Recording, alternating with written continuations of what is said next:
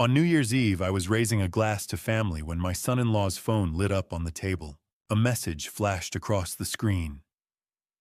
Did he sign the documents tonight? But that wasn't what froze my blood. It was the sender's photo. My face. My exact face staring back at me. As I leaned closer, my son-in-law snatched the phone and whispered, "Please, don't ask about that." In that instant, I knew something was terribly wrong. That night, I decided to dig deeper. What I uncovered would tear my family and my entire empire apart. Hello, everyone, and thank you for being here today. If this story resonates with you, I'd truly appreciate a like and a subscription to keep this channel growing. I'm also curious, where in the world are you watching from right now? Drop your city or country in the comments. I love seeing how far these stories travel. Before we begin, a quick note. What you're about to hear blends creative storytelling with purposeful lessons designed to both engage and inspire. Any similarities to specific individuals or locations are entirely unintentional. What matters most is the wisdom woven throughout, and I hope it stays with you long after the video ends. The champagne caught the candlelight as I raised my glass that New Year's Eve, the amber liquid sparkling like tiny stars. Around my dining table sat the people I loved most. Emily, my eldest at 40, smiled as she refilled her husband Ryan's wine. Sarah, my youngest, watched everything with the quiet intensity she'd inherited from her mother. 5 years had passed since Catherine died. Yet nights like this made her absence feel physical. The old brick walls of our Gold Coast townhouse, the candles flickering against them, the recipes laid out exactly as she'd written them, everything carried her presence. Through the tall windows on Astor Street Lake, Michigan stretched dark and endless beneath the winter sky, city lights scattering across its surface like diamonds. I'd built Morrison Legacy Realty over 35 years, turning it into one of Chicago's premier luxury firms. But sitting there watching my daughters, I knew Catherine had been right. Not the properties, not the deals. This was what mattered. Family, connection. The things money couldn't buy. Ryan reached for his phone again. 4th time in 20 minutes. I noticed because noticing was what I did. Decades in real estate had trained me to read people to catch the smallest tells. And tonight, Ryan Carter, my son-in-law of 8 years, normally easygoing, was wound tight. His knee bounced under the table. Emily rested a hand on his arm in silent reassurance, but something was wrong. The air felt charged like static before a storm. Sarah set down her fork and studied him with the same penetrating gaze she used behind her camera. She didn't speak, but when she glanced at me, I saw it. She felt it too. The roasted duck was perfect, just as Catherine used to make it. I'd followed her handwritten recipe card, the one with the tiny heart in the corner. The wine was a 20-year Bordeaux I'd been saving. Conversation moved smoothly on the surface. Emily discussing a new client at her financial firm, Sarah excited about her upcoming gallery opening in Wicker Park. Pleasant, ordinary, exactly how it should be. But underneath, something crackled. Ryan's phone buzzed on the table. He'd left it face up beside his wine glass, unusual. He normally kept it screen down or in his pocket.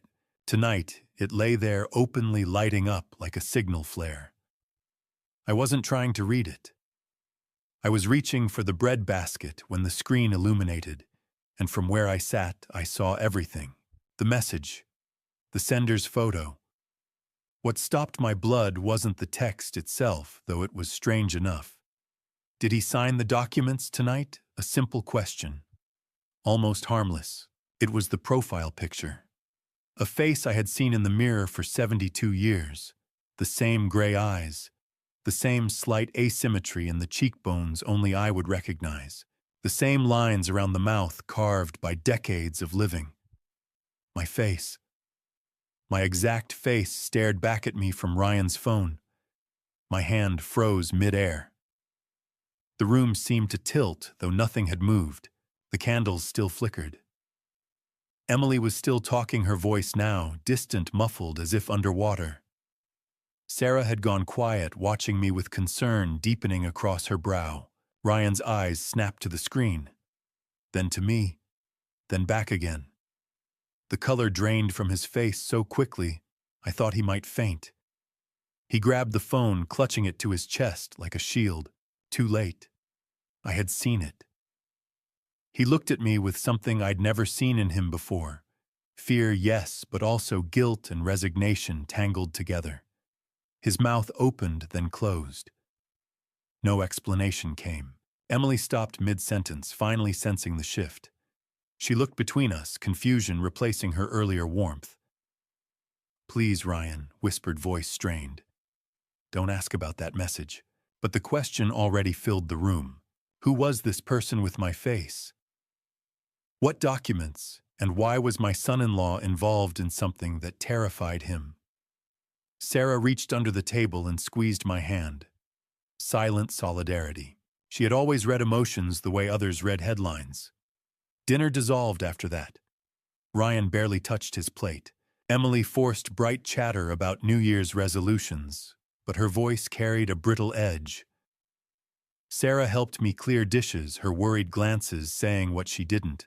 They left just before 11. Ryan hurried Emily toward the car, his movements tense and urgent. She kept looking back at me in the doorway, something like apology or fear in her expression. Snow had begun to fall, dusting the quiet Gold Coast streets. Under the streetlights, they seemed like strangers driving away from a life I thought I understood. I stood there long after their taillights disappeared onto State Street. Snow gathered along the brick sidewalks. The old house settled around me with familiar creaks. Inside the dining room still held warmth candles burning low, Catherine's china waiting to be washed. But all I could see was that face on Ryan's phone. My face. Impossible, undeniable. Somewhere in Chicago's winter night, someone who looked exactly like me was asking about documents I knew nothing about. The house suddenly felt too quiet, too large, too full of unanswered questions. I locked the door and leaned against it, my heart racing. Possibilities churned through my mind, identity theft, deception, something far worse. None of them felt real, yet none could be dismissed. 5 years without Catherine had taught me how quickly life could fracture. But this felt different. Deliberate, hidden, calculated. Upstairs, the hallway lights cast long shadows along the walls. I caught my reflection in the mirror by the staircase and studied it as if seeing myself for the first time. 72 years old, successful, careful, not a man easily fooled. And yet someone out there wore my face like a mask. Ryan's whisper echoed in my ears. "Don't ask." Which meant, of course, that I would.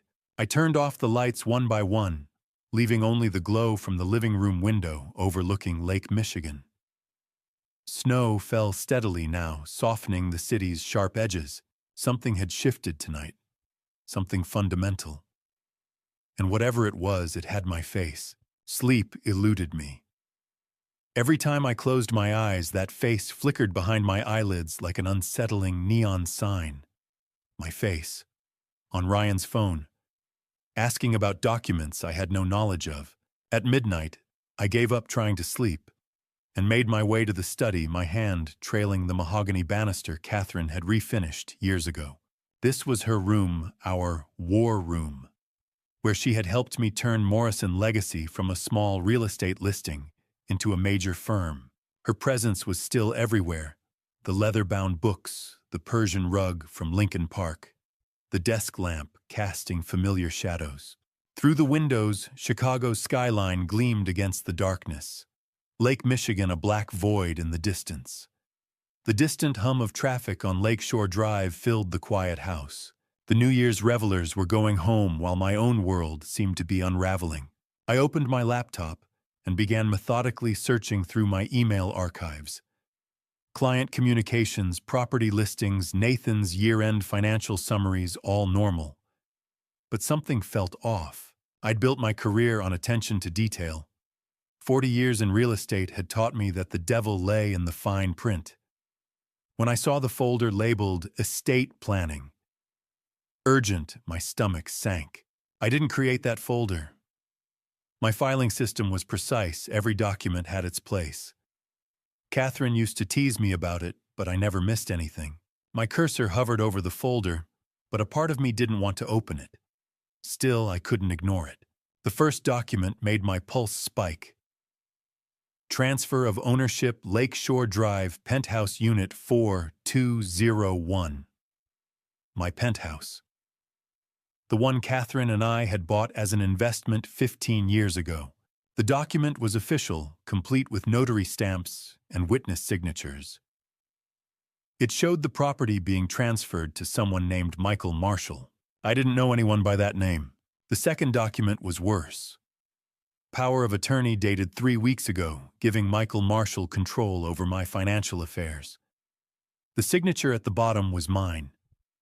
Perfect. Unmistakable. But I never signed that document. I would have remembered. The third document made my hands tremble. Medical evaluation dated 3 weeks ago at Newbury Medical Center. The diagnosis: diminished mental capacity, early-stage dementia. The recommendation: legal guardian required.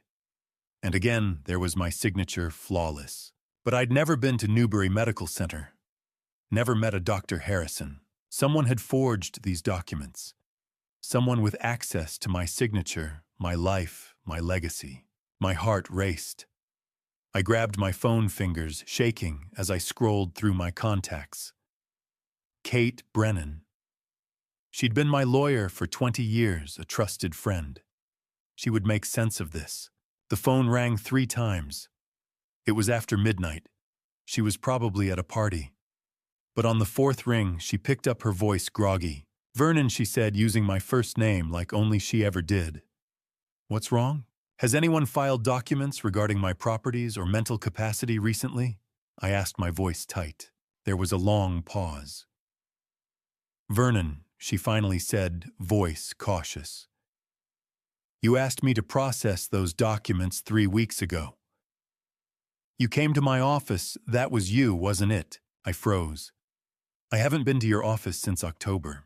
Her sharp intake of breath spoke volumes. "Oh my God. Stay there. I'm coming now. Don't sign anything. Don't talk to anyone." She hung up before I could respond. 25 minutes felt like hours. I couldn't sit still. The documents on the screen haunted me, evidence of a crime I hadn't committed. Someone was stealing my life. When the doorbell rang, I practically ran to the stairs. Kate, swept in her cocktail dress from the party, still on her heels, kicked off in the foyer. She looked both flustered and focused, the briefcase she clutched in her hands like a shield. She knew what this call meant. "Show me," she said immediately. I led her upstairs. She sat at my desk, scanning each document with her practiced, professional eyes. Her expression remained neutral, but I saw her subtly stiffen. She pressed harder against the desk with each document. "This is sophisticated," she said finally. "The notary stamps are real. Dr. Harrison exists, legitimate practice on Newbury Street in Boston. The power of attorney language is airtight. Legal terminology is perfect." She looked at me, something in her eyes I had never seen before: fear. "3 weeks ago, someone came to my office claiming to be you," she said. "They had a Massachusetts driver's license with your name, your photo. They discussed estate planning, said you were worried about your children fighting over assets. Said you wanted everything clearly documented." She paused, her eyes locked on mine. "Vernon, they looked exactly like you. Same height, same build, same mannerisms. If I hadn't known you for 20 years, if I hadn't noticed how nervous they seemed, how they kept checking their phone like they were waiting for instructions." She trailed off, but I understood. Someone had impersonated me. They had walked into my lawyer's office, convinced her they were me, and started the process of stealing everything I'd built. "Kate," I said, voice rough, "I need to tell you something I've kept hidden for 65 years. She waited, never breaking eye contact, her lawyer's intuition fully engaged. I set my hands on the desk to stop them from shaking. I had a twin brother. We were separated when we were 7 years old. Kate set her wine glass down with deliberate care, the crystal clinking against wood. Outside dawn began softening the darkness over Lake Michigan. The city held that strange New Year's morning quiet, suspended between celebration's end and day's beginning. In that moment, I told her the story I'd buried for decades. We were 7 when our mother died. I remembered her face, dark hair, gentle hands, laughter like music. She'd been sick for months, something with her lungs the doctors couldn't fix. Back then, medicine wasn't what it is now. People died young and families broke apart. Our father tried. He was a factory worker on the south side pulling double shifts just to keep food on the table. But when Mom passed, he couldn't manage 2 7-year-old boys alone. The apartment was too small, the money too tight, and grief was drowning him. The social worker came on a Tuesday afternoon, our favorite day, because Mom used to take us to the playground near the lake. The swings, I told Kate, my voice catching. We'd race to see who could get there first. He always won because I always cheated. The memory hurt more than expected. She told us we were going to different families. Good families who wanted to help. My father sat on our threadbare couch, head in hands, while she explained with that careful, gentle voice people use when they're about to destroy your world. She said it was temporary just until Dad could get back on his feet. But 7-year-olds aren't stupid. We knew what goodbye looked like. They took me first. The Morrison family lived in Lincoln Park, old Chicago money, summering in Lake Geneva and wintering in Palm Springs. Robert Morrison owned a manufacturing company, and his wife Eleanor had always wanted a son, but couldn't have children. They gave me their name, their home, their entire world. Private schools, piano lessons, summer camps in Wisconsin. They loved me as much as adoptive parents could love a frightened kid who cried himself to sleep for the first year. But they never told me what happened to my brother. Kate listened without interrupting her lawyer's training, keeping her face neutral, though I saw the empathy in her eyes. I didn't find out until I was 18, I continued. About to leave for Northwestern, thinking I'd put that past behind me. I hired an investigator, spent my graduation money on it. Took him 3 months to track down the records. Michael had gone to a family in Evanston. The Marshalls. Nice enough people until 3 years in, they had a biological son. Then suddenly they didn't need a damaged foster kid anymore. They returned him to the state like a library book they'd finished with. I watched Kate's expression shift from sympathy to something harder. Anger, maybe. Disgust at a system that treated children like commodities. After the Marshalls, he went through 7 more homes. 7. Some lasted months, others barely weeks. The files said he was difficult, behavioral problems, trust issues. Well, no kidding. What would you expect from a kid who'd been rejected repeatedly, who'd lost his mother, father, and twin brother all before age 10? He aged out at 18 with nothing. No family, no support system, just a high school diploma and a chip on his shoulder the size of Illinois. I paused, taking a breath. The study felt smaller, somehow filled with ghosts I'd spent decades trying to forget. I didn't learn all this until much later. When I was 40, successful, married to Catherine, starting to think about legacy and family. I hired another investigator, better, more expensive. He found Michael in Pittsburgh. Working construction, married to a woman named Helen, had a daughter. Barely scraping by, but alive, and that felt like something. I sent 3 letters over 6 months. Told him who I was, where I'd ended up, asked if we could talk. Maybe meet. I wanted to know him, Kate. Wanted to understand what those years had done to him, if we could somehow bridge all that lost time. Every letter came back unopened. Returned to sender, written in handwriting I didn't recognize. His wife's maybe, or his own. After the 3rd one I stopped trying. Maybe I was a reminder of everything he'd lost. Maybe it was easier for him to pretend I didn't exist than to face that one of us had gotten lucky while the other had gotten destroyed by the system.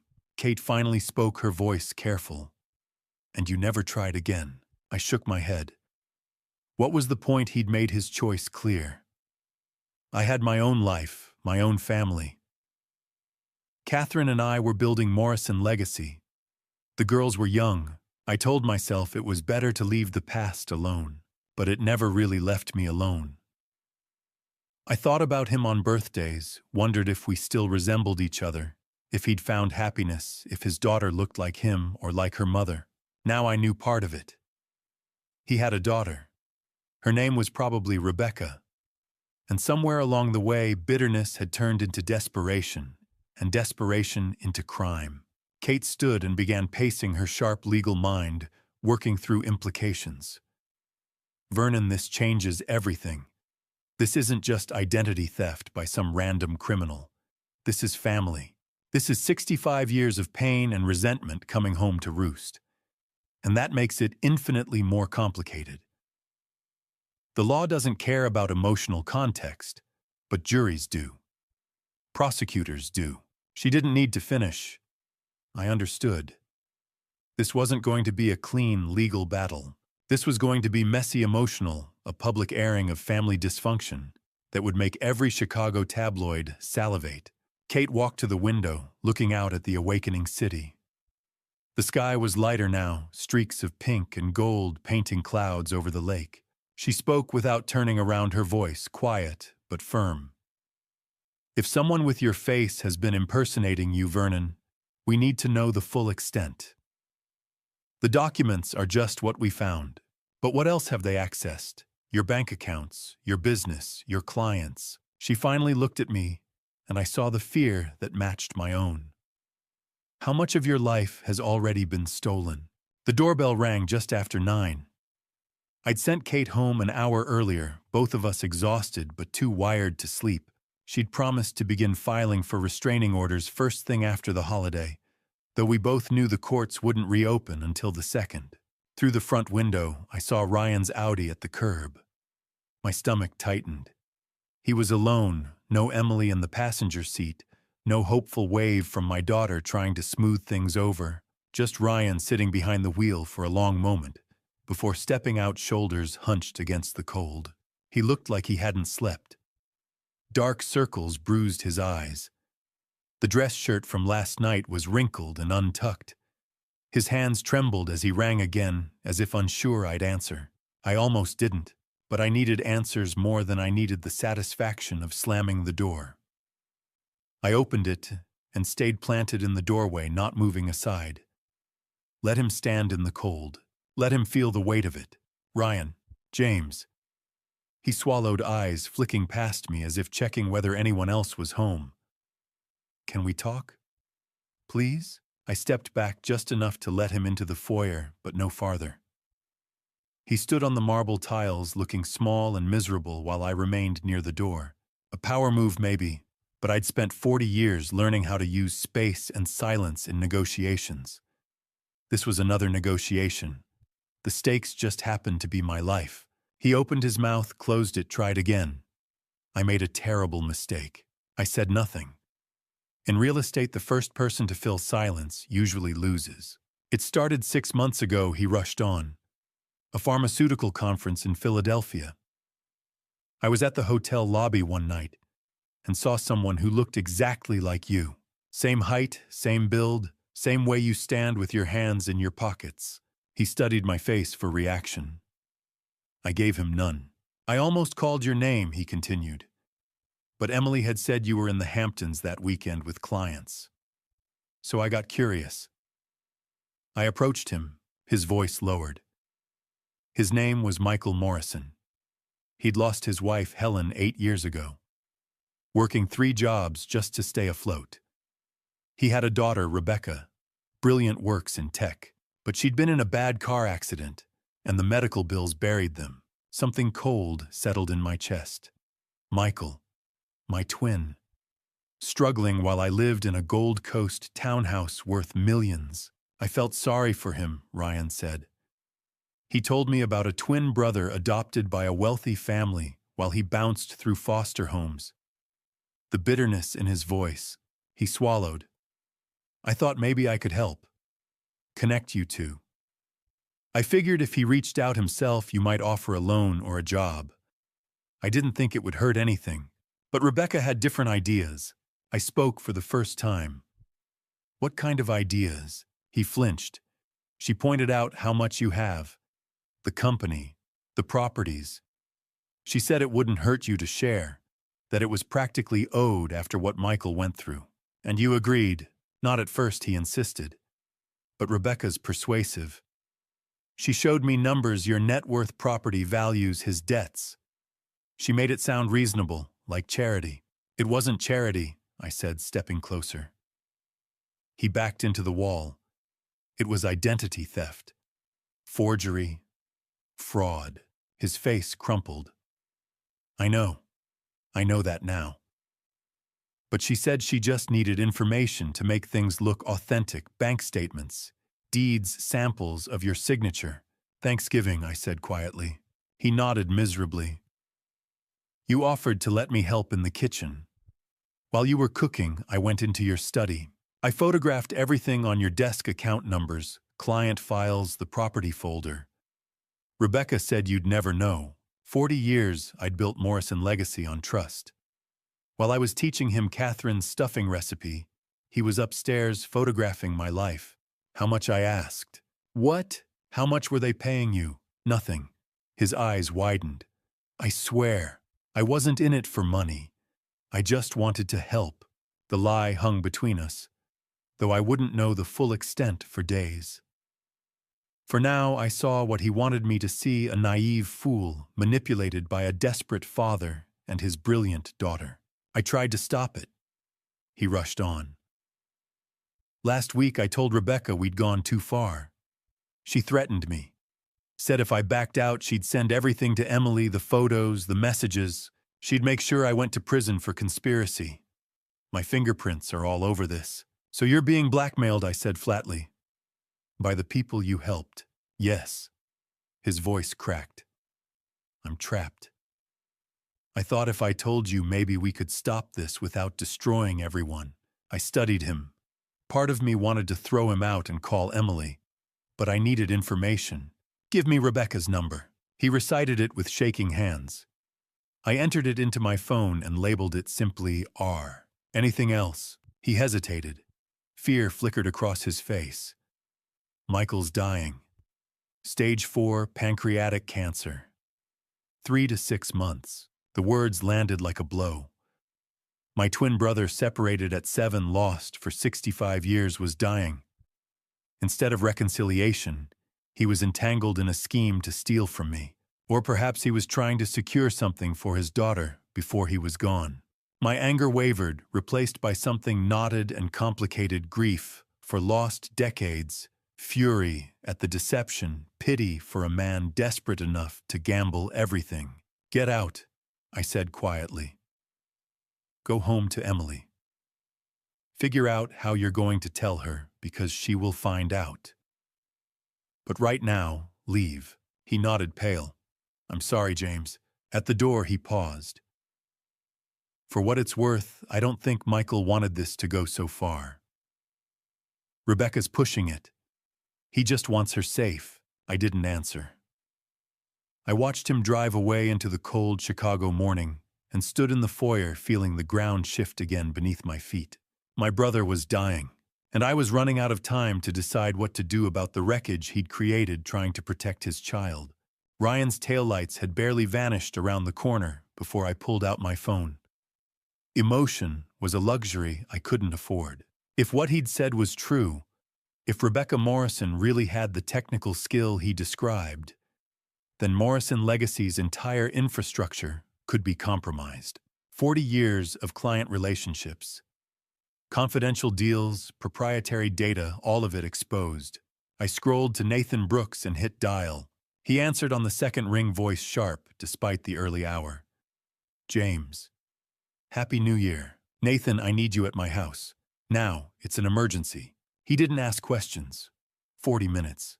He arrived in 37. Nathan had been my IT director for 5 years. Hired after a competitor attempted a breach during our expansion into the luxury condo market. 42, former cybersecurity contractor for a defense firm. I'd poached him with a salary high enough that his wife quit teaching. He was worth every penny, methodical, paranoid, exactly the man you wanted guarding digital assets. He walked in, wearing jeans and a Northwestern hoodie laptop bag, already over his shoulder. I led him to my study. He sat up at my desk without ceremony, fingers flying before I'd finished explaining. "Show me Ryan's confession," he said, eyes fixed on the screen. I handed over the notes I'd typed during Ryan's visit, details about credentials, timing, Thanksgiving access. Nathan skimmed once, then took control of my laptop. "How bad is it?" I asked. He raised a finger. "Give me a minute." The minute became 10, then 20. I paced while lines of code scrolled past. Logs, access records, hieroglyphics to me. Nathan's jaw tightened with each new screen. Finally, he leaned back, face grim. "James, you've been compromised for 3 months.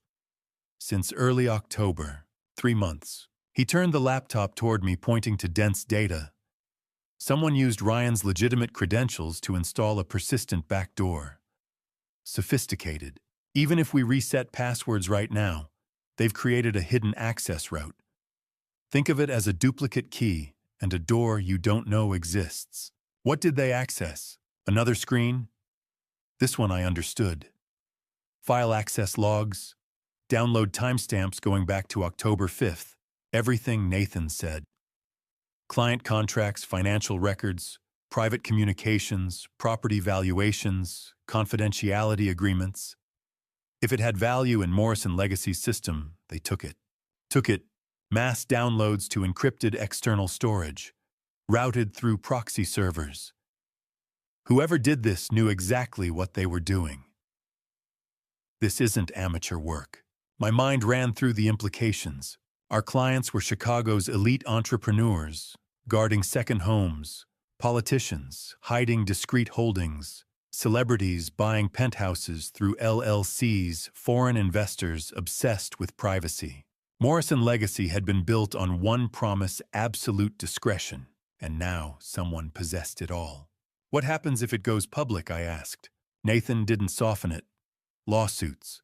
From everyone whose privacy was breached." Morrison Legacy's valuation is about $125 million, right? That's correct. Exposure like this could generate 3 times that in damages. $375 million, maybe more. It would bankrupt you personally and destroy the company. The room tilted.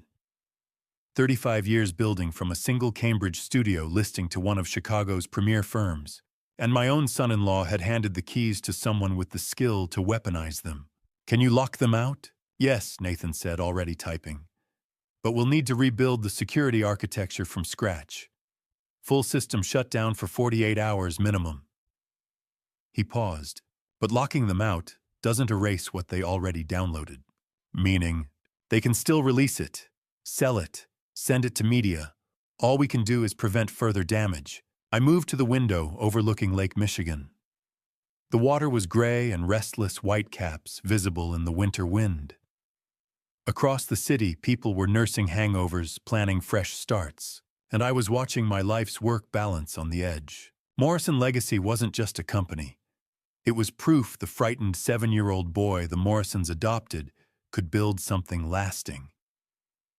It was Catherine beside me through every deal. It was the inheritance I meant to leave Emily and Sarah. Nathan's voice cut through. "We need to move fast. Police reports. Lawyers. Possibly the FBI. This is federal-level cybercrime." I nodded, but my thoughts were already racing ahead. Investigations took time. If Rebecca decided to release the data tonight, it wouldn't matter how many agencies were involved. My phone buzzed in my pocket. I expected Kate. Maybe Emily. Instead, an unknown number. Chicago area code. The message was short. "Hello, brother. Time to talk. Meet me at Navy Pier, 6 p.m. Come alone." I stared at the screen. After 65 years of silence, my twin brother had chosen this moment to reach out. Not with apology, not with reconciliation, with a summons. Nathan continued muttering about incident response plans, unaware that the crisis had just become personal. I read the message again. 6 p.m. Navy Pier. Public enough to feel safe. Crowded enough to disappear in. I need you to start the lockdown, I told Nathan. Full protocol. Don't wait for approval. He looked up. You going somewhere? Yes. Is that wise? Probably not. He nodded once. I'll have the system offline within the hour. I stepped back toward the window. 8 hours until 6. 8 hours to decide whether I was walking into negotiation or trap. 8 hours to prepare for the man who shared my face and apparently my capacity for strategy. Michael was dying. Stage 4 pancreatic cancer. 3 to 6 months. Was this extortion? A final attempt to secure his daughter's future? Or something more complicated, resentment layered over regret, desperation tangled with pride? I typed a single reply. I'll be there. Then I locked my phone and slipped it into my pocket. For months I had been reacting to Ryan's confession, to forged documents, to digital breaches. For the first time since that phone lit up at dinner, I had a target. A place. A time. Whatever 65 years apart had turned my brother into, I was going to look him in the eye and find out. This time I wouldn't be the one caught off guard. The wind off Lake Michigan cut through my overcoat like a blade. I pulled the collar tighter as I walked along Navy Pier, wooden planks creaking beneath my shoes. The tourist shops were shuttered, the Ferris wheel frozen against the gray January sky. At 6 on New Year's Day, the pier belonged to gulls, wind, and silence. A lone figure stood at the far end, framed against the water. Even from a distance, something in the posture struck me with unsettling familiarity.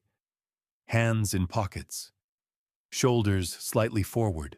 I'd seen that stance in mirrors for 72 years. I forced myself to keep walking. When I was close enough to make out his features, the recognition hit like a blow. The bone structure was identical, the Morrison jawline, the high cheekbones our mother gave us. But time had carved us differently. He was thinner, fragile. His skin carried a yellow tint I recognized from oncology wards. He turned fully when I stopped 20 feet away. For a long moment, neither of us spoke. Two old men staring at versions of ourselves we hadn't seen since childhood. Hello, James? His voice was rough, worn down by cigarettes and hard years. Michael. Saying his name felt foreign after 65 years of silence. You look well, he said, eyes sweeping over my coat, my stance. Prosperous. You look sick, I replied evenly. How long? A bitter smile tugged at his mouth. 3 to 6 months. Stage 4, pancreatic. Caught it too late. He tapped his abdomen lightly. They catch everything too late. Snow began to drift between us. So this is how you reach out, I asked. By trying to destroy me, destroy you. He let out a harsh laugh. You were destroyed for me the day that social worker put you in the Morrison car and left me behind. You got Lincoln Park and private schools. I got foster homes and factory shifts. I tried to find you. 40 years ago I hired, I know. His jaw tightened, and I sent every letter back. You think money and apologies fix being abandoned. Before I could respond, movement caught my eye. A woman stepped from the shadow of the closed tourist center. Early 30s, dark hair pulled tight. Efficient, watchful.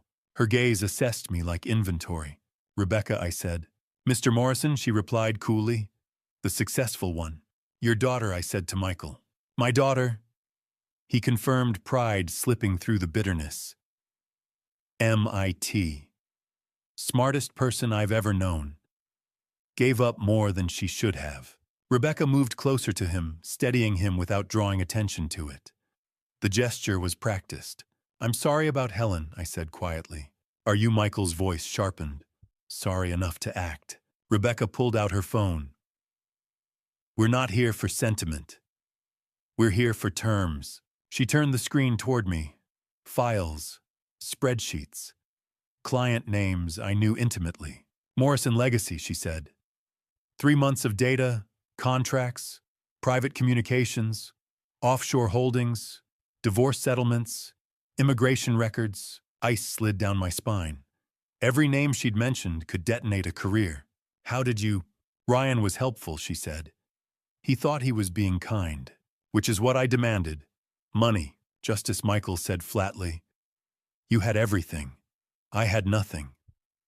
Now I'm dying in a one-bedroom in Logan Square while you sit in a townhouse worth millions. 8.2, Rebecca corrected calmly. The Lakeshore Drive penthouse. That's what we want. The words felt surreal. You're serious. I'm practical, she said. The penthouse transfers to my father by 5 tomorrow afternoon. Clean transfer, no reversals. And if it doesn't, at 9 Monday morning, everything goes public. Tribune, your top competitors, the Cook County District Attorney. That would destroy innocent people. Michael laughed bitterly.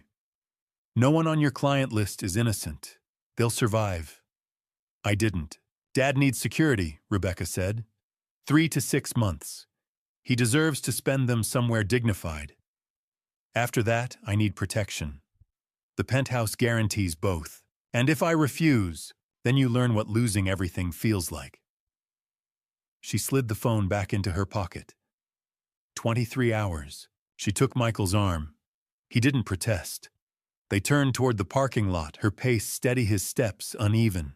I watched my mirror image lean into his daughter's support, snow settling across his shoulders. 65 years, that was how long it had taken for my twin to return to my life. Not with reconciliation, but with leverage.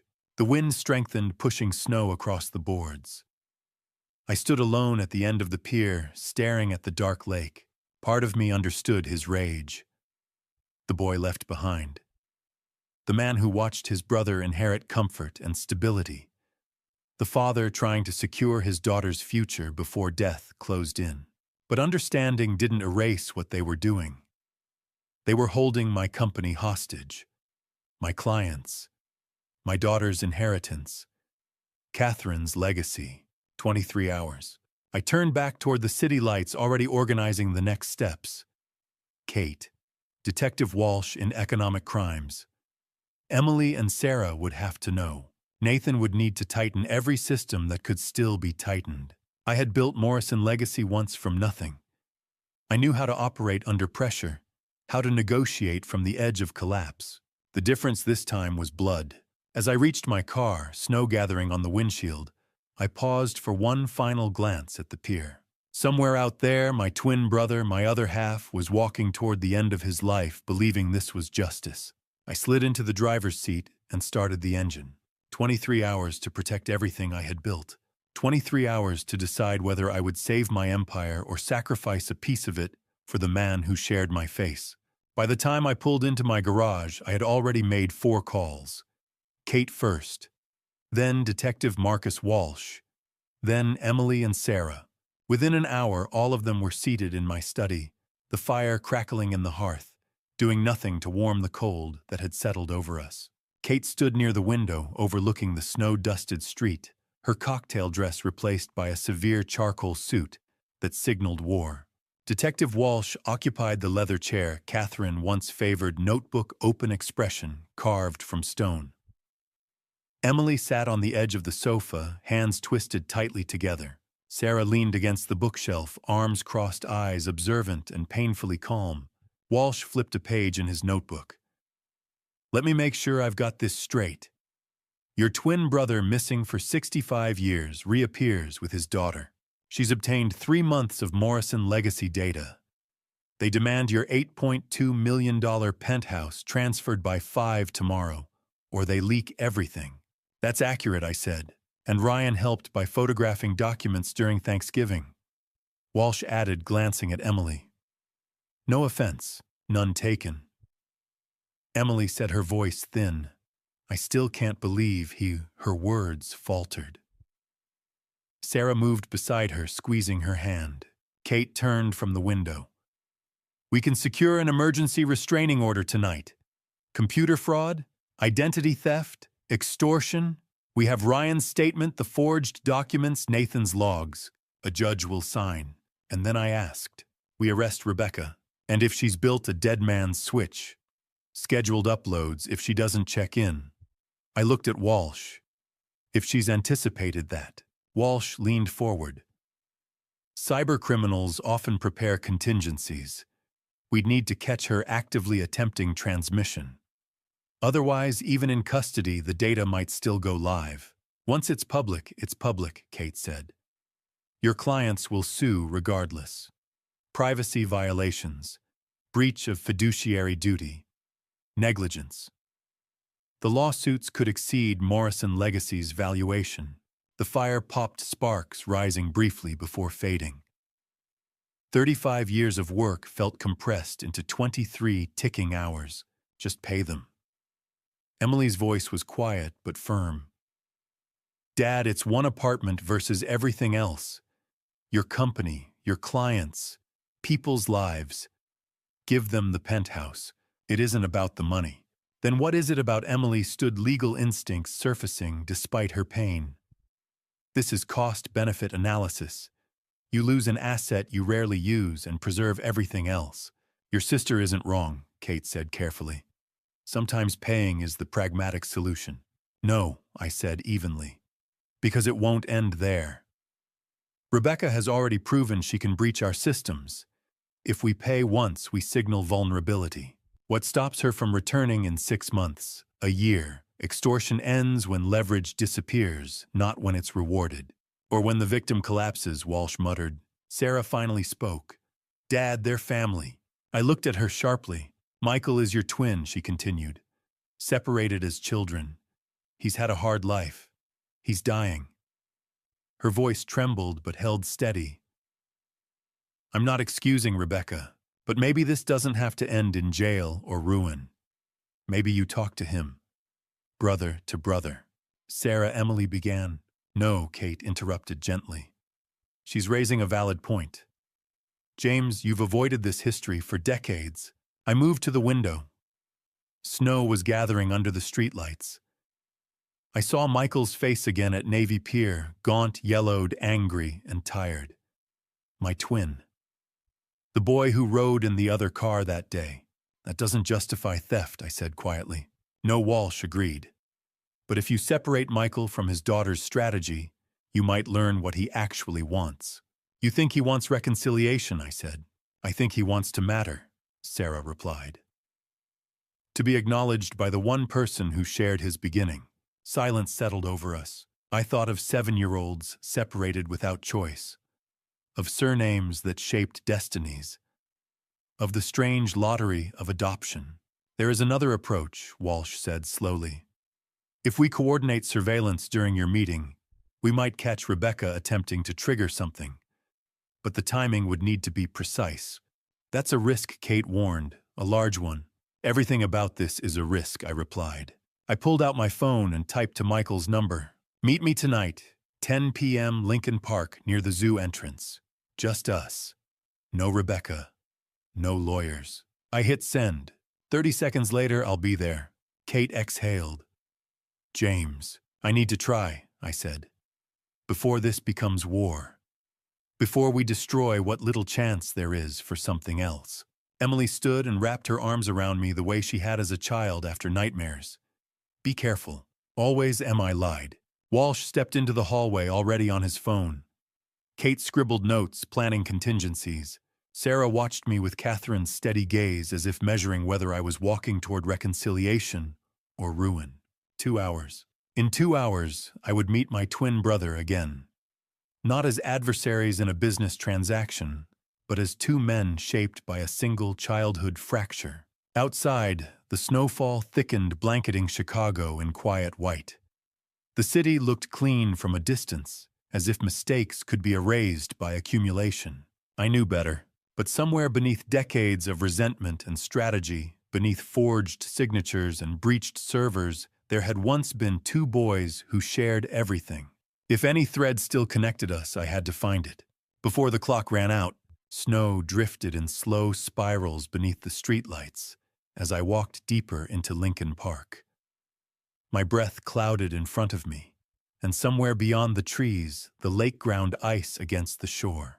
The playground emerged from the darkness, like a preserved memory swings, hanging still slides, rhymed with frost benches half buried in white, almost empty. Michael stood by the swing set, one hand wrapped around a chain that squeaked faintly in the wind. Even from 30 feet away, I could see him sway, as if remaining upright required negotiation with his failing body. His coat hung too large on his shrunken frame, and under the yellow park lights, he looked like the echo of a boy I once knew. I stopped a few feet away. "I used to dream about this place," he said without turning. "Foster homes from Michigan to Ohio. Same dream every time. You and me racing on the swings, seeing who could go higher." "You remember?" "I remember," I said. "Before Mom died. Before everything. You cheated." A faint smile touched his mouth. "Dragged your feet so I couldn't build momentum. You still won, yeah." His hand tightened on the chain. "Last thing I ever won." Snow moved between us. "I looked for you," I said. "Mid-80s. Hired a detective. Found you in Pittsburgh. Sent letters. I burned them," he replied flatly. "Helen showed them to me. I didn't open them. Why? Because anger was easier." He turned then, and the fury in his eyes was alive despite the illness hollowing his face. "You got Lincoln Park. Private schools. A father who taught you business. I got foster placements that expired when I did." His breathing was shallow now. 7 homes. Some decent. Some not. "Do you know what it's like being the kid no one chooses, aging out with nothing?" "No," I said quietly. "I don't." "You're damn right." He stepped toward me unsteady. "You had Catherine. Daughters. A company worth a fortune. I had 23 years with Helen before cancer took her, and medical bills that followed me into the grave." Snow gathered on his shoulders on the sparse hair at his temples. "You're right," I said. "Life wasn't fair. I got lucky in ways I don't fully deserve. You didn't. I'm sorry for that. For the separation. For what you endured." Surprise flickered across his face. "But destroying my life won't heal yours," I continued. "And putting Rebecca in prison won't bring Helen back." So what? His voice cracked. "I die quietly. Except that some people win. Number 1, I moved closer. You let me help. The right way. Not through threats. As brothers. Family," he spat the word. "Then let's be family now," I said. "Call her. Tell her to delete the files. End this. And then I give you the Lake Shore Drive apartment." The words felt heavy but clear. "Not because you extorted me. Because you're my brother. Because I refused to let what happened when we were 7 define the rest." Tears gathered in his eyes. He brushed them away angrily. "I don't want charity. It isn't charity. It's reconciliation. But if she releases that data, innocent people get hurt. And she faces federal charges. She's my daughter, I know. She's protecting you the only way she understands. But she's destroying herself." He trembled. Cold emotion cancer. Slowly, he pulled out his phone and hit speaker. It rang 3 times. Dad, Rebecca's voice was alert, suspicious. "Becky," he said, "stop. Delete the files. Walk away." Silence. Then ice. "He got to you." "No. I'm choosing this.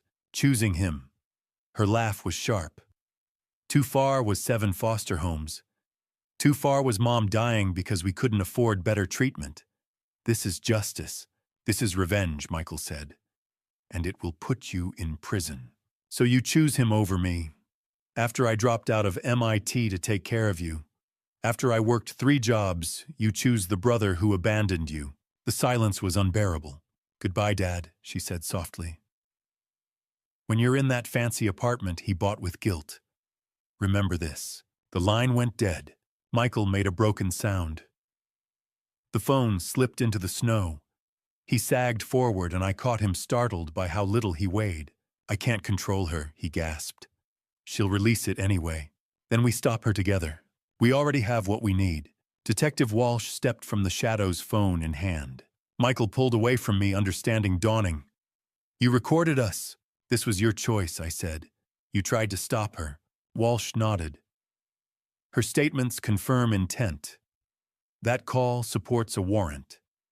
You did the right thing. Michael looked at me, betrayal and reluctant comprehension tangled in his expression. Snow fell steadily around us. You meant it, he said hoarsely. The apartment. Yes. He searched my face for deception and seemed to find none. She gets the best lawyer you can hire, he said finally, and a fair trial. Done. And I still get the apartment. You're my brother, I replied. That hasn't changed. Sirens wailed faintly in the distance. We stood in the frozen playground, where two boys once tried to outdo each other on swings. 65 years of distance had brought us to this moment, recorded strategic imperfect. Not absolution, but perhaps a beginning. Snow settled across the chains, and slides softening edges, muting the world. Michael straightened slowly, leaning on me for balance. Maybe, he said quietly, we can try to win something again.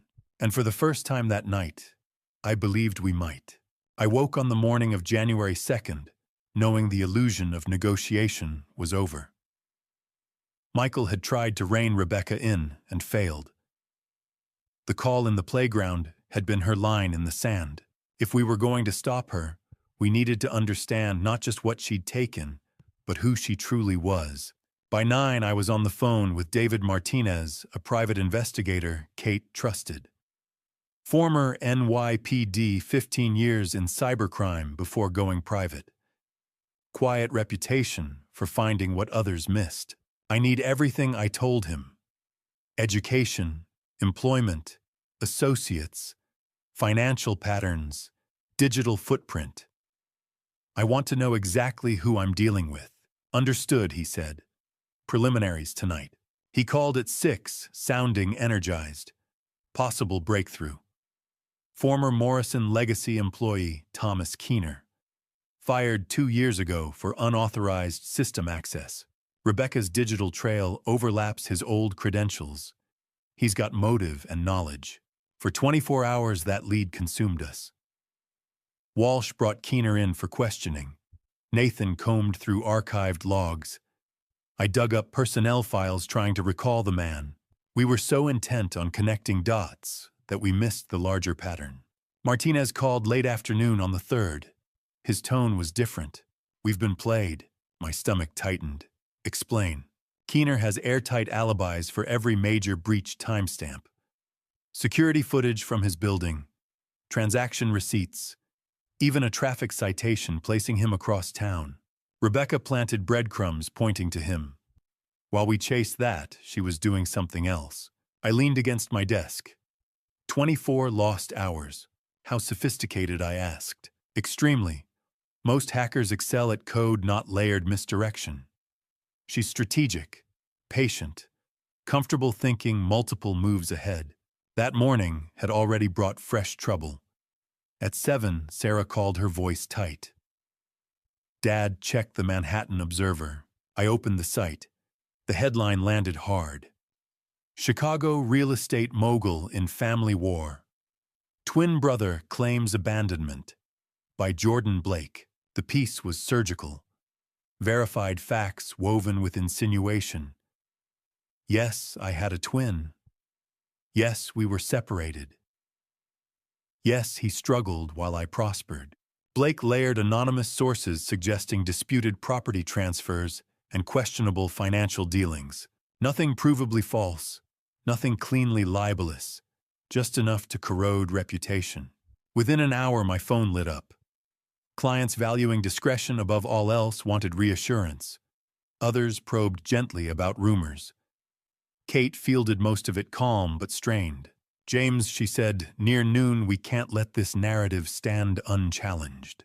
What do I say that my brother's daughter is extorting me that confirms scandal? Then a neutral statement. Personal family matter. Ongoing legal review. Neither of us believed that would quiet it. The afternoon escalated further. At 3, my mechanic called. Mr. Morrison, come down, now. In his shop, under harsh fluorescent light, he gestured to the undercarriage of my car. That's not where, he said. That's deliberate. The brake lines had been partially cut. Not enough to fail immediately, just enough to rupture under pressure at speed. If you'd been on the highway, He didn't finish. The air in the garage felt thin. This was no longer cyber leverage. Someone had crossed into physical threat. Any chance of tracing it, I asked. He shook his head. Quick job. Whoever did it knew how. Back home, I called Martinez. Rebecca just escalated. The breaks, he said. Already heard. That's not amateur. Either she hired someone or she has partners. Find out which. He called, that evening voice edged with gravity.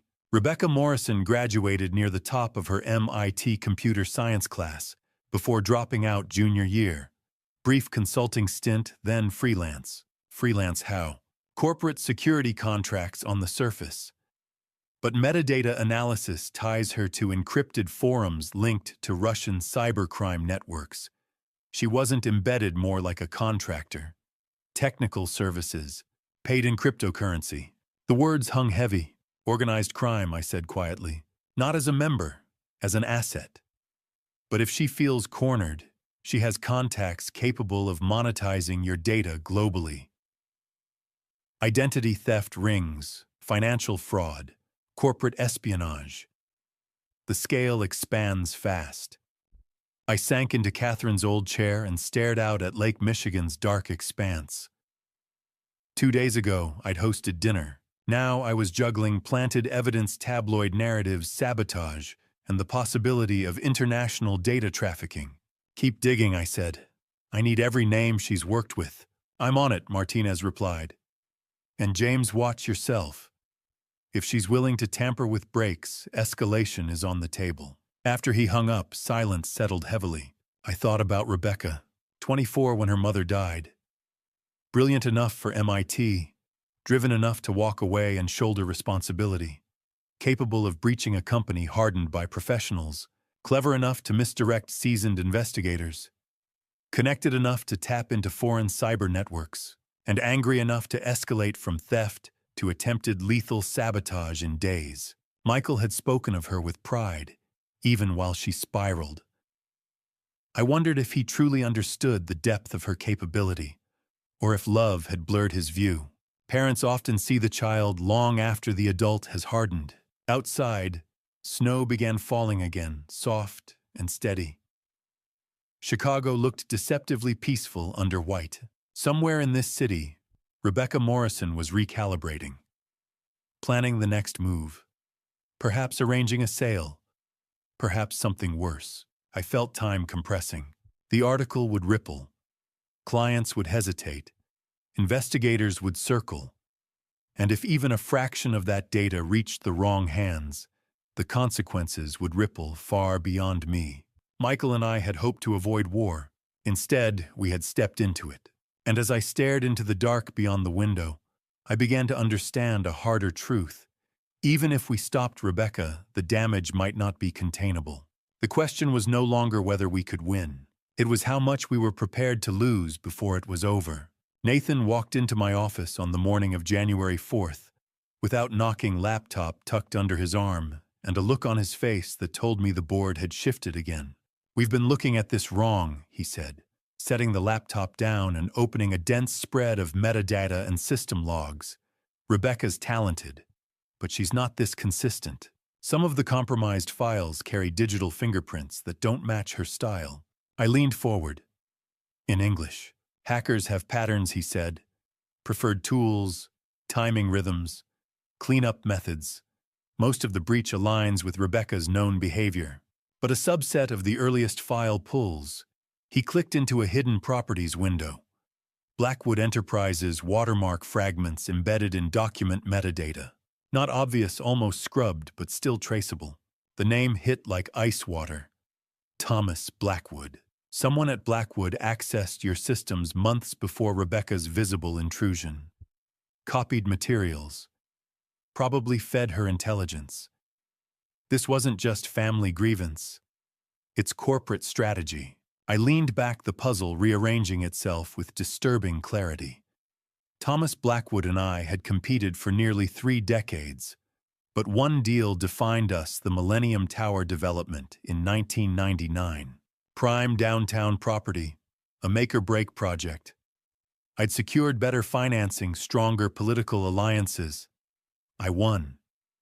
He nearly collapsed. I had assumed he'd recovered and moved on. How much did he give her, I asked. Enough to map your sensitive architecture, Nathan replied. Enough to sharpen her breach. And now, he may have stepped back, or he may still be quietly guiding. I grabbed my coat. Blackwood Enterprises occupied 3 floors of a restrained glass tower in the Loop, elegant understatement, signaling entrenched wealth. I bypassed the receptionist with practiced authority and rode up. Thomas stood at his office window overlooking Michigan Avenue when I entered. He turned without surprise. James, he said calmly. I wondered how long it would take. You're advising her. I'm advising a young woman reclaiming what she believes was denied to her family, he replied, voice smooth. Belief matters. You provided internal data. I discussed publicly accessible structural information about Morrison legacy, he said carefully. Hypotheticals. I never instructed her to commit crimes. The precision of his language was surgical. Why I demanded. One deal, Thomas. 25 years ago. One deal. His composure thinned. That deal nearly buried my company. You thrived. I clawed back from ruin. Do you understand what that does to a man? It was competitive bidding. You had connections I didn't, he said sharply. Political leverage, social capital. You didn't win solely on merit. He straightened papers with deliberate neatness. So when Rebecca Morrison approached me months ago asking about vulnerabilities in your structure, I recognized opportunity. Not illegal gain. Strategic recalibration. This is revenge. The difference between revenge and justice depends on perspective. You're destroying innocent clients. Collateral consequences, he replied evenly. You're familiar with that concept. I studied him differently now, not just as a rival, but as a man shaped by humiliation he never metabolized. You can't prove anything, he added. My counsel is impeccable. Without evidence of direct collaboration in criminal acts, I've done nothing unlawful. He was right. Advising, suggesting, guiding without crossing statutory lines. This won't end the way you imagine, I said. From here, he replied, turning back to the window. It's unfolding exactly as anticipated. Your reputation destabilized. Clients uneasy, family fractured. I merely nudged the boulder. Gravity handles the rest. I left without further exchange. He had weaponized restraint. Used Rebecca as proxy while keeping his hands immaculate. Halfway to my car, my phone vibrated. James Kate said tightly. We have escalation. Define. Rebecca filed a civil suit. Public record as of 20 minutes ago. I closed my eyes. On what grounds? She alleges you stole intellectual property from Michael decades ago. Claims he originated core analytical strategies you appropriated to build Morrison legacy. It's fiction, but it's filed, which meant it could be reported freely. Media, I asked. CNN already running with Family Feud turns legal. By tonight, it'll be real estate mogul accused of exploiting twin. The January wind cut hard across the loop. Weaponized narrative. Legal theater. Cyber intrusion. Mechanical sabotage. Corporate manipulation. All directions at once, I muttered. James Kate continued. Even if the suit collapses eventually, the optics are devastating. It keeps the story alive. And Blackwood, I'm digging into any provable link, but he's insulated. I stared up at his glass tower gleaming against winter sky.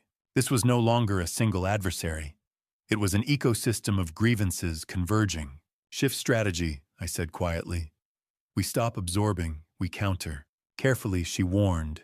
You can't appear vindictive. I won't. After we hung up, I remained leaning against the car for a long moment. Blackwood had patience. Rebecca had skill and anger. Michael had regret and desperation. And I had legacy.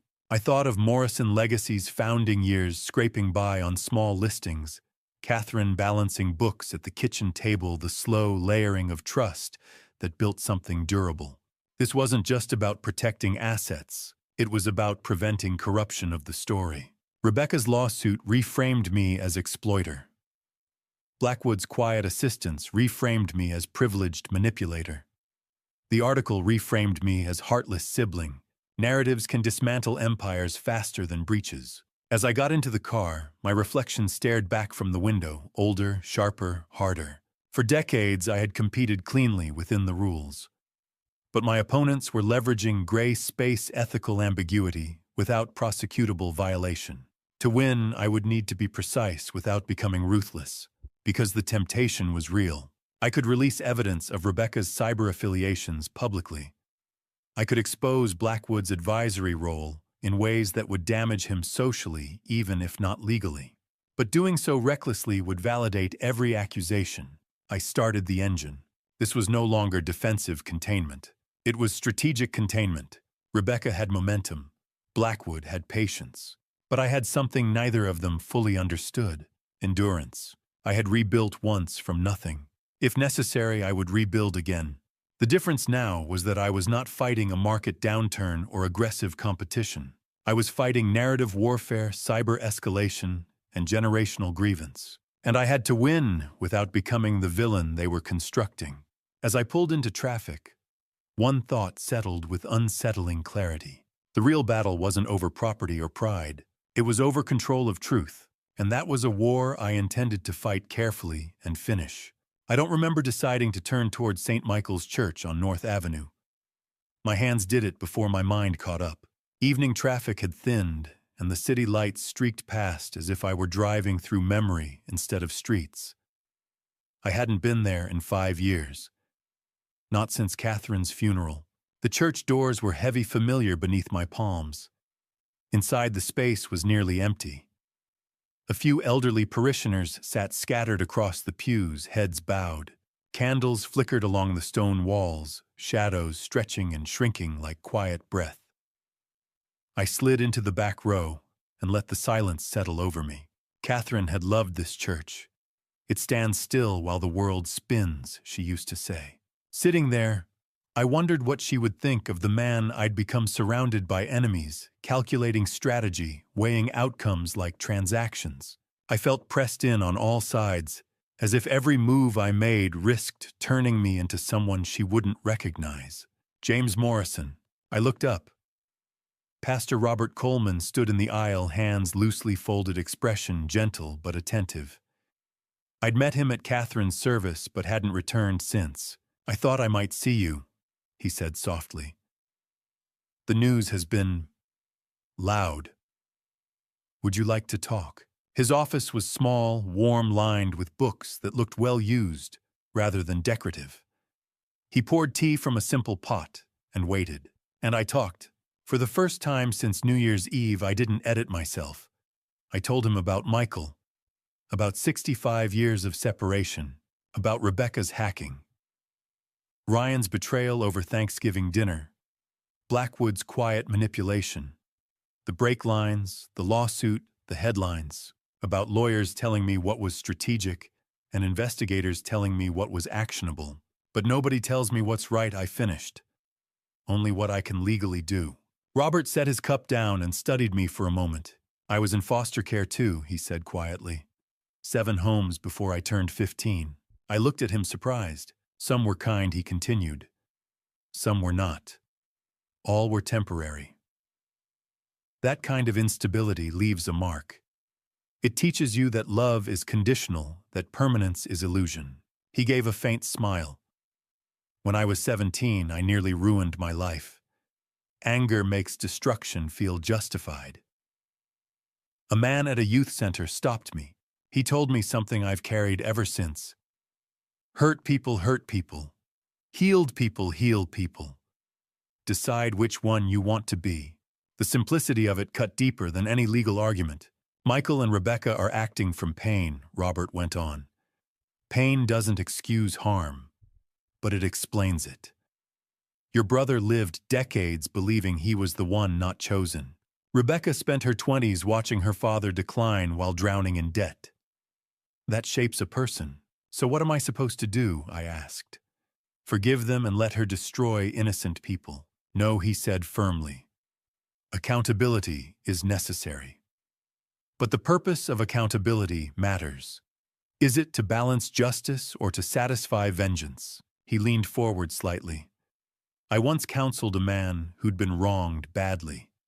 He had every right to retaliate, and he did.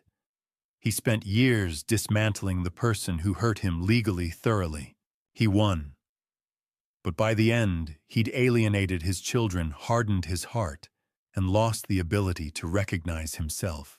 The room felt smaller. Is that the legacy you want?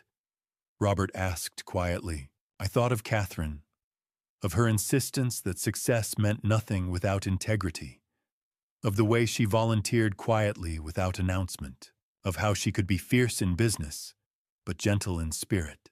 You have the power to ruin Rebecca, Robert said. Federal charges, prison, a permanent stain on her life. It would be legal, justifiable. But ask yourself, what would Catherine call that? My throat tightened. I don't know how to show mercy to someone trying to destroy me. Mercy isn't the absence of consequence, he replied. It's the refusal to let consequence become cruelty. See her as a person shaped by damage, not as a monster. Silence stretched between us. Something inside me cracked, not shattering, but yielding. For the first time in days, I let myself cry. Not out of anger or fear, out of exhaustion, out of grief for the randomness that had elevated me and discarded Michael, for the system that shaped us differently, for Catherine who wasn't there to steady me. Robert handed me tissues without comment. Empathy or empire, I murmured finally. That's always the choice, he said. And sometimes empathy costs more than you're prepared to pay. I left the church lighter and heavier at once. The city looked unchanged, but I saw it differently. The buildings no longer symbols of conquest, but structures filled with flawed human stories. As I pulled into my garage, my phone vibrated. Detective Walsh, need to meet first thing tomorrow, he said. Martinez uncovered something about Rebecca's network. It's bigger than we thought. The brief calm fractured instantly. Whatever reflection I'd found inside those stone walls, reality was still advancing. Rebecca wasn't going to stop because I'd rediscovered my conscience. Blackwood wasn't going to retreat. The campaign against me would continue. I sat in the idling car for a long moment. If accountability was inevitable, then intention mattered. I could pursue charges with cold efficiency, or I could aim for containment rather than annihilation. Justice without humiliation. Protection without cruelty. The difference wasn't legal. It was internal. Snow had begun falling again, soft against the garage light. I shut off the engine and stepped into the quiet. I didn't know yet how to balance mercy with responsibility. I didn't know if saving innocent clients and preserving empathy could coexist. But I knew one thing. If I lost my integrity in the process of saving my empire, then the empire wasn't worth saving. Whether I was strong enough to hold that line, time would tell. Before I share what happened in that meeting on the morning of January 5th, the moment that revealed a 15-year-old secret and connected Rebecca's rage to something I never knew I'd done, I want to make sure you're invested in this journey. Drop the word forgiveness in the comments if you're still here and want to know the truth, because what I'm about to tell you will test whether forgiveness is even possible. One more thing. The narrative moving forward includes some creative storytelling shaped for impact and reflection. If that doesn't sit well with you, this is your moment to step away, no hard feelings. But if you're ready to see this through to the end, stay with me. Detective Walsh and Martinez were already in my office when I arrived the next morning, their expressions carrying a weight that made my stomach tighten before either spoke. I had barely slept after my conversation with Pastor Coleman, his words about empathy circling my thoughts, while reality continued sharpening its knives. Federal exposure, Walsh said bluntly. Martinez confirmed deeper connections. Martinez opened his laptop and turned it toward me. Rebecca wasn't freelancing in isolation. Over the last 3 years, she completed at least 6 technical contracts for a Russian cybercrime syndicate operating out of St. Petersburg. Not as a formal member, she kept distance, but as a specialist. Data extraction system, penetration, bypass architecture. Russian networks, I repeated quietly. The Volkov organization, Martinez clarified. On the FBI radar, high-tier operations, corporate espionage, political leverage, infrastructure mapping. Rebecca was paid in cryptocurrency through layered offshore accounts. Careful, but not invisible. Walsh leaned forward. If she transfers your client data to foreign buyers, this escalates beyond extortion. We're talking potential espionage, national security implications, federal charges. I thought of my client roster, 2 sitting senators, a federal judge, corporate executives with government clearances, foreign investors tied to ministries abroad. Their private records in hostile hands could trigger far more than lawsuits. There's more, Martinez added. Last night she posted an auction listing on a dark web marketplace. Entire Morrison legacy database. Starting bid 500,000. 48-hour window, bidders, Walsh asked. 3 serious ones. 2 foreign Russian and Chinese-linked entities. The third appears to be a corporate espionage broker. Current high bid 750,000. My phone vibrated. Unknown number. Walsh gestured for speaker. Uncle James. Rebecca's voice was composed, almost clinical. I assume you've seen the auction. Demand appears healthy. You'll face federal prosecution, I said evenly. Decades, possibly, she replied. But your empire will be dust first. This endangers more than me. Good. The word cut. Then her tone shifted, softer, fractured. Do you know why I truly despise you? Not just because of Dad, Helen, I said quietly. My mother, Rebecca, continued, voice tightening. 15 years ago when the cancer surfaced, she wrote you, handwritten. Explained that we couldn't afford the experimental treatment doctors recommended. She begged for help. Promised repayment. Weeks passed. No response. My lungs felt hollow. She chose a cheaper protocol instead, Rebecca said. Endured 7 more years of suffering before dying in 2016. She believed you read her letter and chose your wealth over her life. I never saw. That's why I'm burning it down, she cut in. Not for inheritance, for her. The line disconnected. Silence flooded the room. I never received a letter, I said hoarsely. Walsh exchanged a look with Martinez. Certain. Memory surfaced slowly. Clara. My executive assistant then. She filtered correspondence. I dialed despite the early hour. James. Clara answered, surprised. Clara, in 2009, did a Helen Morrison send me a handwritten letter. The pause stretched painfully. Oh, James, she whispered. I have to confess something. What did you do? A letter came from a woman claiming to be your sister-in-law, asking for money for cancer treatment. But you'd never mentioned a twin. We got countless fraudulent pleas. I thought it was a scam. I discarded it. The room seemed to tilt. I was protecting you, she sobbed. I believed I was. Helen died in 2016, I said softly. Believing I ignored her, Clara's apology dissolved into tears. I ended the call and sat motionless. Helen had reached out. And my fortress, my guarded infrastructure of assistants and gatekeepers, had intercepted compassion before it could breathe. Rebecca's rage suddenly made devastating sense. This wasn't about competition. It wasn't about childhood separation alone.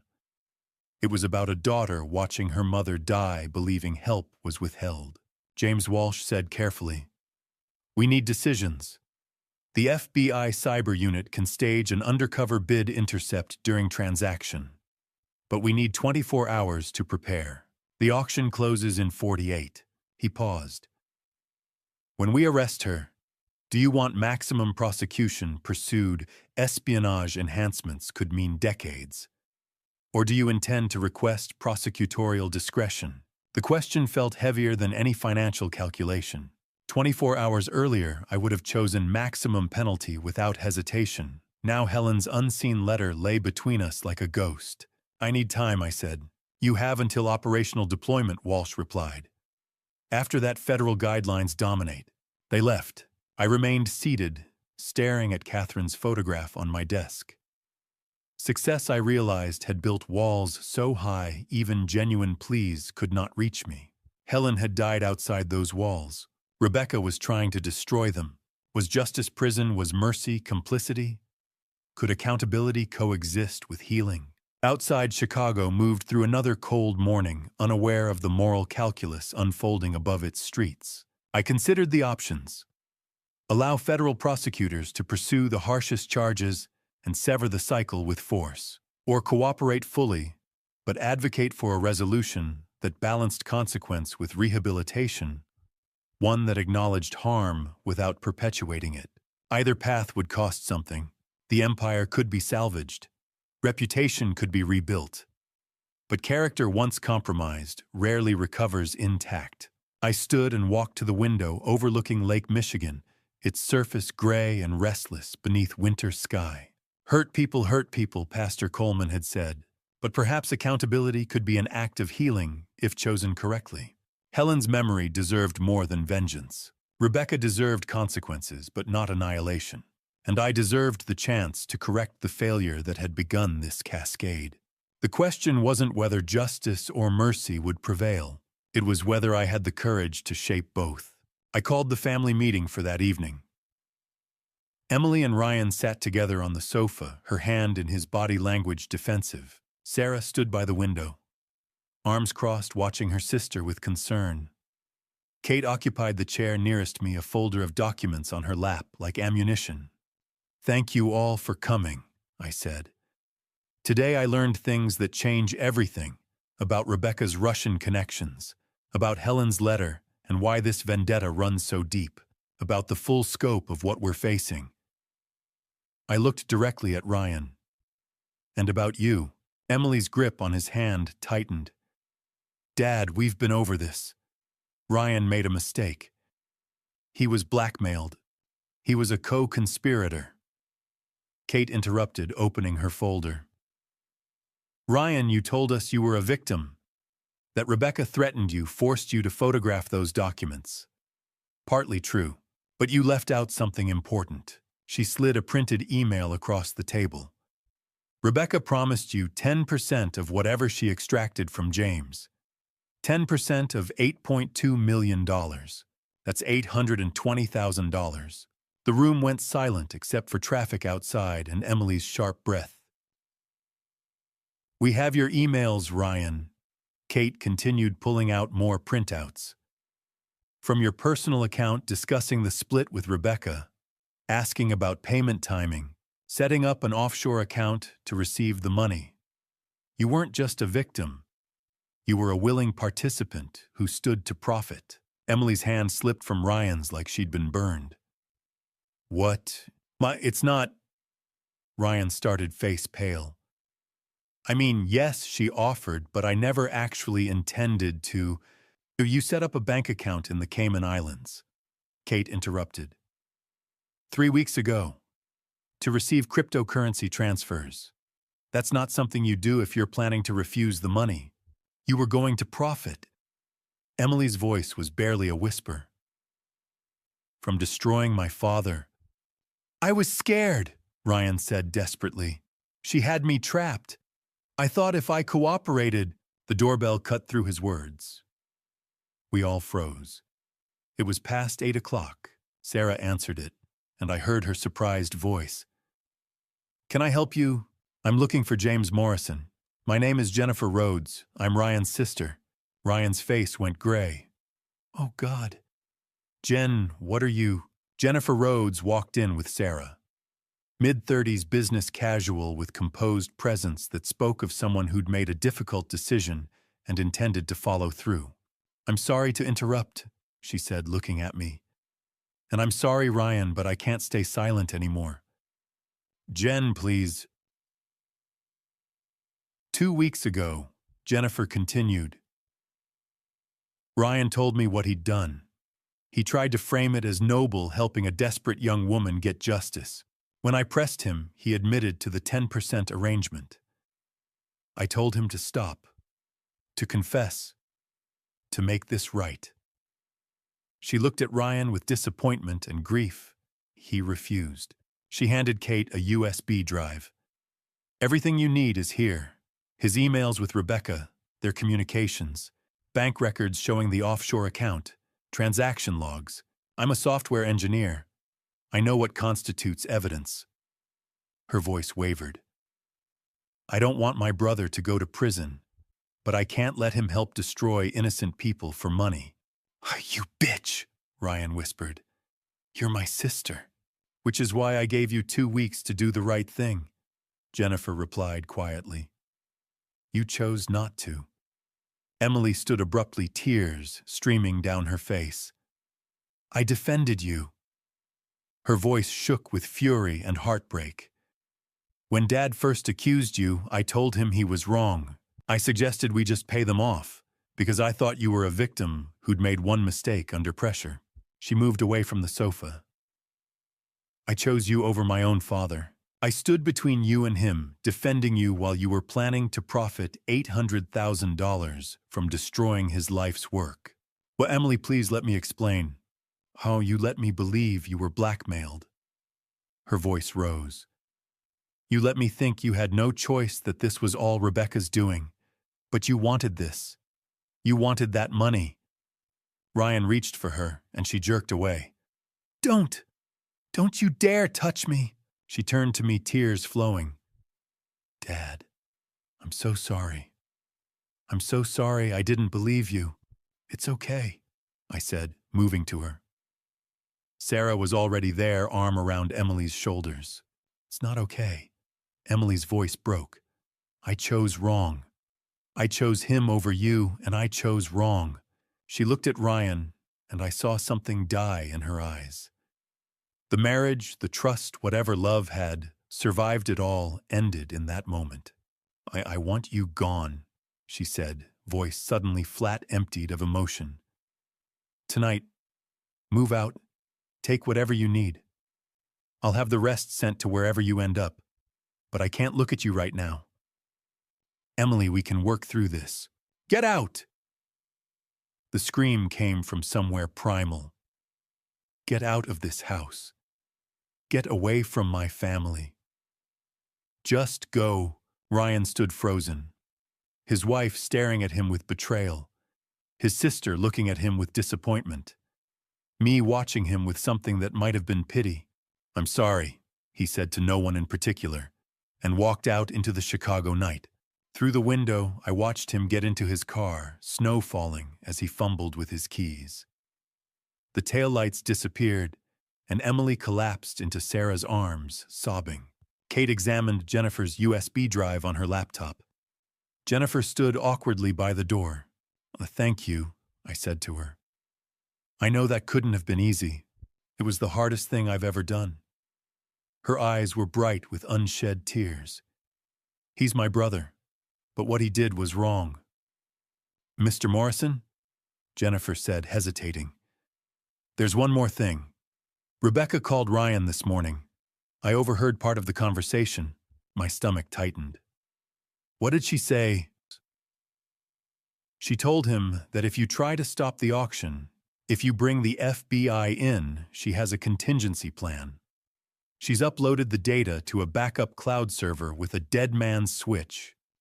If she's arrested before the auction completes, the system automatically releases everything to major media outlets and dark web marketplaces. The room went silent.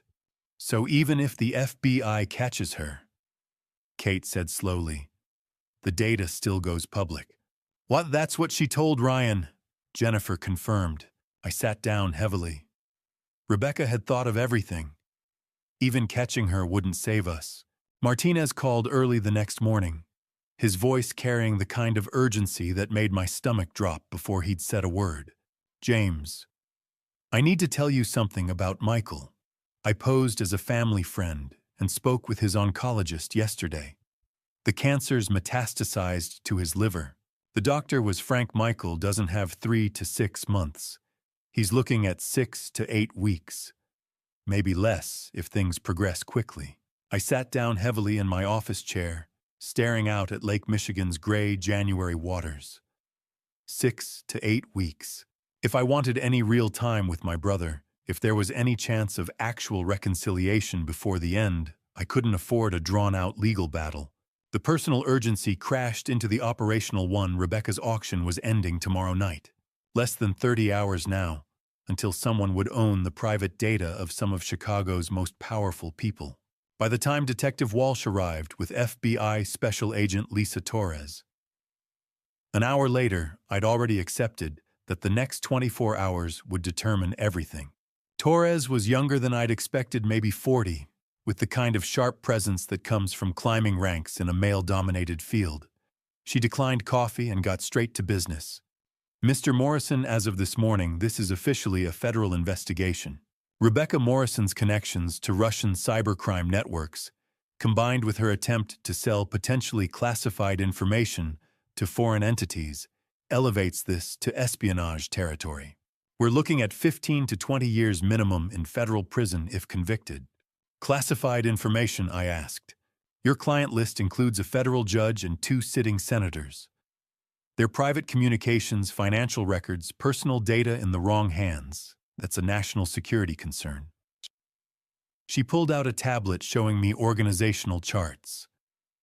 The FBI Cyber Task Force has tools local law enforcement doesn't. We can infiltrate dark web marketplaces, create credible buyer profiles, trace cryptocurrency transactions across international borders. Nathan, who joined us, leaned forward. You're going to pose as a buyer. Exactly. We create a buyer sophisticated enough to be credible history of similar purchases. Cryptocurrency wallet with traceable but obfuscated funding sources. Technical knowledge suggesting legitimate use rather than law enforcement. We outbid the competition, win the auction. When Rebecca attempts to complete the transaction tomorrow night, we pinpoint her location and conduct simultaneous raids, physical and digital. Catch her in the act, Walsh added. With the USB drive in hand and the data transfer actively in progress. Airtight case. What about the dead man's switch? Nathan's question cut through the tactical planning. Rebecca told someone she's got a backup server with an automatic trigger. We arrest her, the data goes public anyway. Torres looked at Nathan with new respect. That's the variable. Mr. Brooks, if you had access to Rebecca's system architecture, cloud provider server locations, encryption methods, could you identify and disable the dead man's switch before we move in? Nathan thought for a moment. Possibly. I'd need detailed information. Network diagrams, security protocols, trigger mechanisms, the kind of information Rebecca wouldn't share with anyone unless she trusted them completely. Which brings us to the uncomfortable question. Torres's gaze shifted to me. Who does Rebecca Morrison trust? The answer hung in the air, obvious and terrible. Her father, I said quietly. Michael. Your brother is dying, Torres said not unkindly. In considerable pain from what I understand. And he's watched his daughter become increasingly radicalized in her attempt to avenge what she perceives as family injustices, Mr. Morrison. If Michael could get us that technical information, even just the cloud provider and basic architecture, it might be the difference between preventing and failing to prevent a major data breach. You want me to ask my dying brother to betray his daughter? The words tasted like ash. I want you to offer your brother a chance to save his daughter from spending the next 2 decades in federal prison. Right now, Rebecca's facing espionage charges, computer fraud across state lines, attempted sale of classified information to foreign entities. With her Russian connections, prosecutors will push for maximum sentencing. 15 to 20 years minimum, possibly more. But if Michael cooperates, if he helps us disable that dead man's switch and prevent the data breach, that's substantial assistance. We can work with prosecutors on Rebecca's sentencing. Reduced charges, cooperation credit, possible placement in minimum security. She'd still face consequences, but not 2 decades in a federal supermax. I thought about Michael's face at Navy Pier, gaunt and yellow in the winter light. Thought about Helen's letter, that never reached me about Rebecca watching her mother die while believing help was just a phone call away. Michael's already lost his wife, his health, most of his life to circumstances beyond his control. I said, if I ask him to help arrest Rebecca, I might be asking him to lose the only thing he has left, his daughter's love. Or you might be giving him a chance to actually save her. Torres closed her tablet. Mr. Morrison, I've been doing this job for 15 years. I've seen what federal prison does to young people, especially brilliant ones like Rebecca, who get caught up in ideological crusades. 2 decades in maximum security will destroy whatever's left of the person she was. But 5 years in minimum security, with mandatory counseling, she could come out the other side still capable of having a life. The math was brutal. Help us arrest Rebecca, she serves 5 years and comes out at 37 with a chance at rebuilding. Don't help, she gets 20 years and comes out at 52 if she comes out whole at all. I'll talk to him, I said finally. But I'm not promising anything. This has to be his choice, not mine. Michael's suffered enough forced decisions in his life. Torres nodded. Understood. But move fast. The auction closes tomorrow evening at 8 p.m. We need to be in position by 7. If Michael can get us that information by tomorrow afternoon, we have a chance. Any later, and we're moving blind. After they left, I sat in my office watching the city move through its ordinary Wednesday afternoon. My phone buzzed. Unknown number. Uncle James? Auction proceeding nicely. 3 serious buyers. 1 Russian, 1 Chinese, 1 from a competitor, Blackwood. Perhaps bid is up to $650,000. By tomorrow night, your secrets will belong to the highest bidder. Argy. I forwarded the text to Torres and Walsh, then sat in the growing darkness, trying to find the words I'd use when I asked my dying brother to make an impossible choice. I sent the text at 7 that evening, my thumb hovering over the screen for nearly a full minute before I finally pressed send. Need to meet. Tonight. About Rebecca's future, not her crimes. Please. The reply came faster than I expected. Oak Street Beach. 9 p.m. Just us two. The beach was nearly empty when I arrived, January wind tearing off Lake Michigan like something alive. The cold sliced through my overcoat, numbing my face within seconds. Michael stood near the shoreline, a thin silhouette against darker water. Even from a distance, I could see he'd declined further in just days. His frame seemed smaller, swallowed by his coat. The yellow tint of his skin was visible even beneath the dim streetlights. The cancer was moving quickly. I walked toward him, boots sinking into sand, stiffened by frost. Waves slammed against ice forming along the shore, the sound violent and relentless. Rebecca will never forgive me for meeting you again, Michael said without turning. But I'm here. Thank you, I replied, standing beside him, both of us facing the lake as though it might judge us less harshly than people would. I need to tell you what happens tomorrow. The FBI is planning a sting. They'll arrest Rebecca during the auction transaction. He said nothing, but his jaw tightened. The Russian connections escalated this beyond fraud.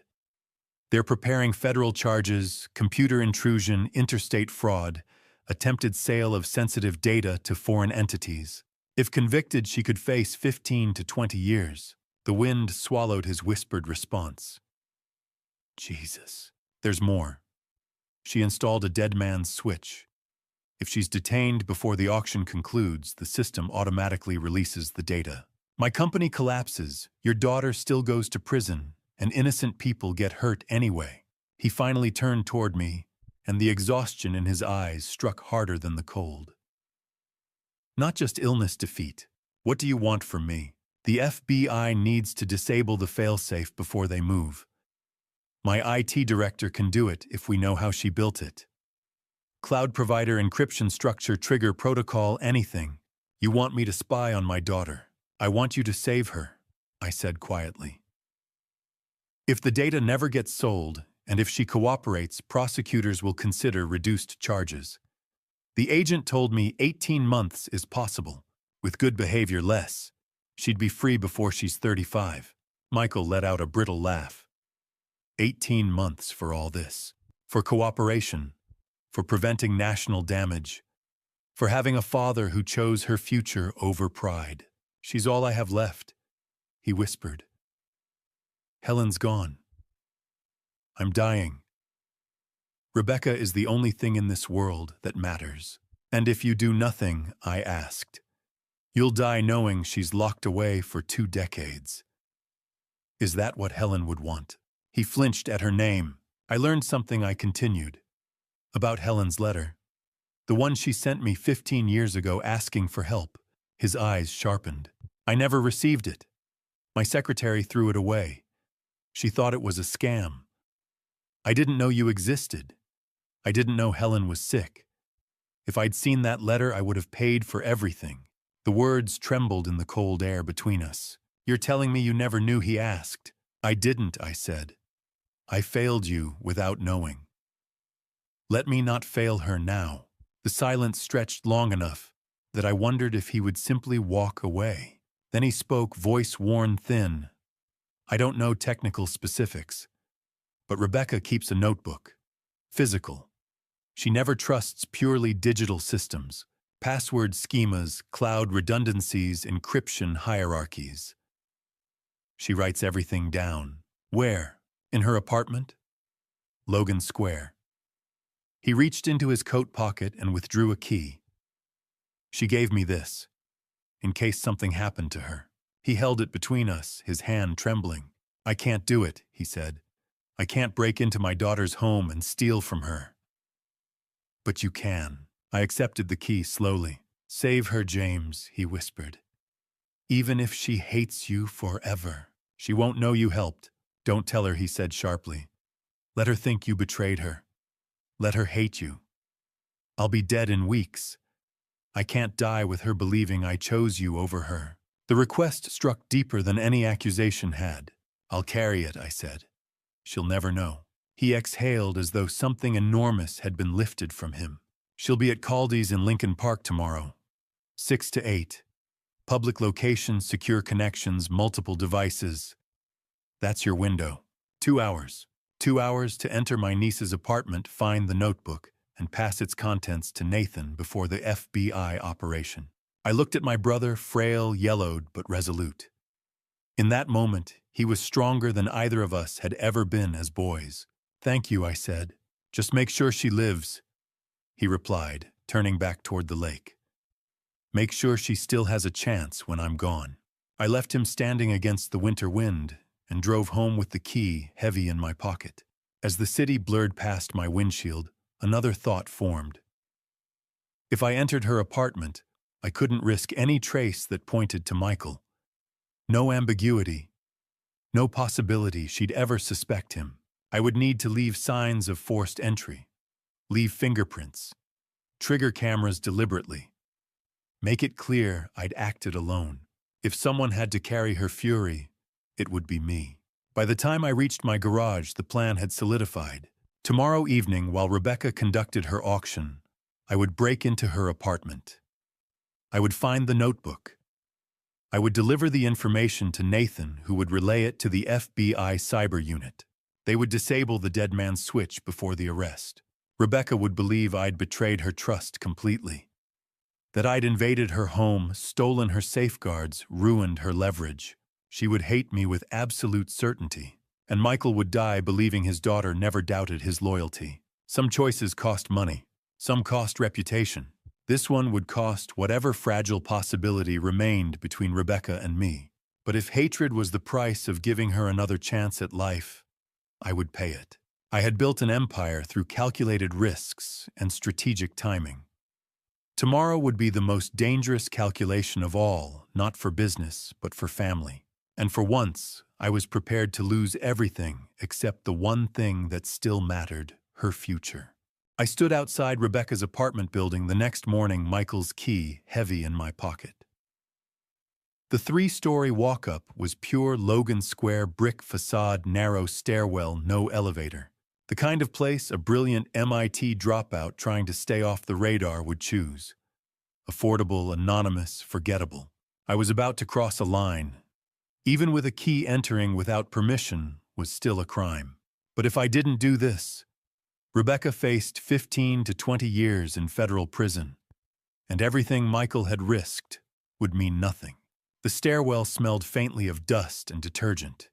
Each step creaked louder than it should have. Third floor, apartment 3B. I paused at the door listening. Silence. She was supposed to be at Caldi's preparing for the auction. I checked the time. I had a window. The key turned smoothly. The door opened.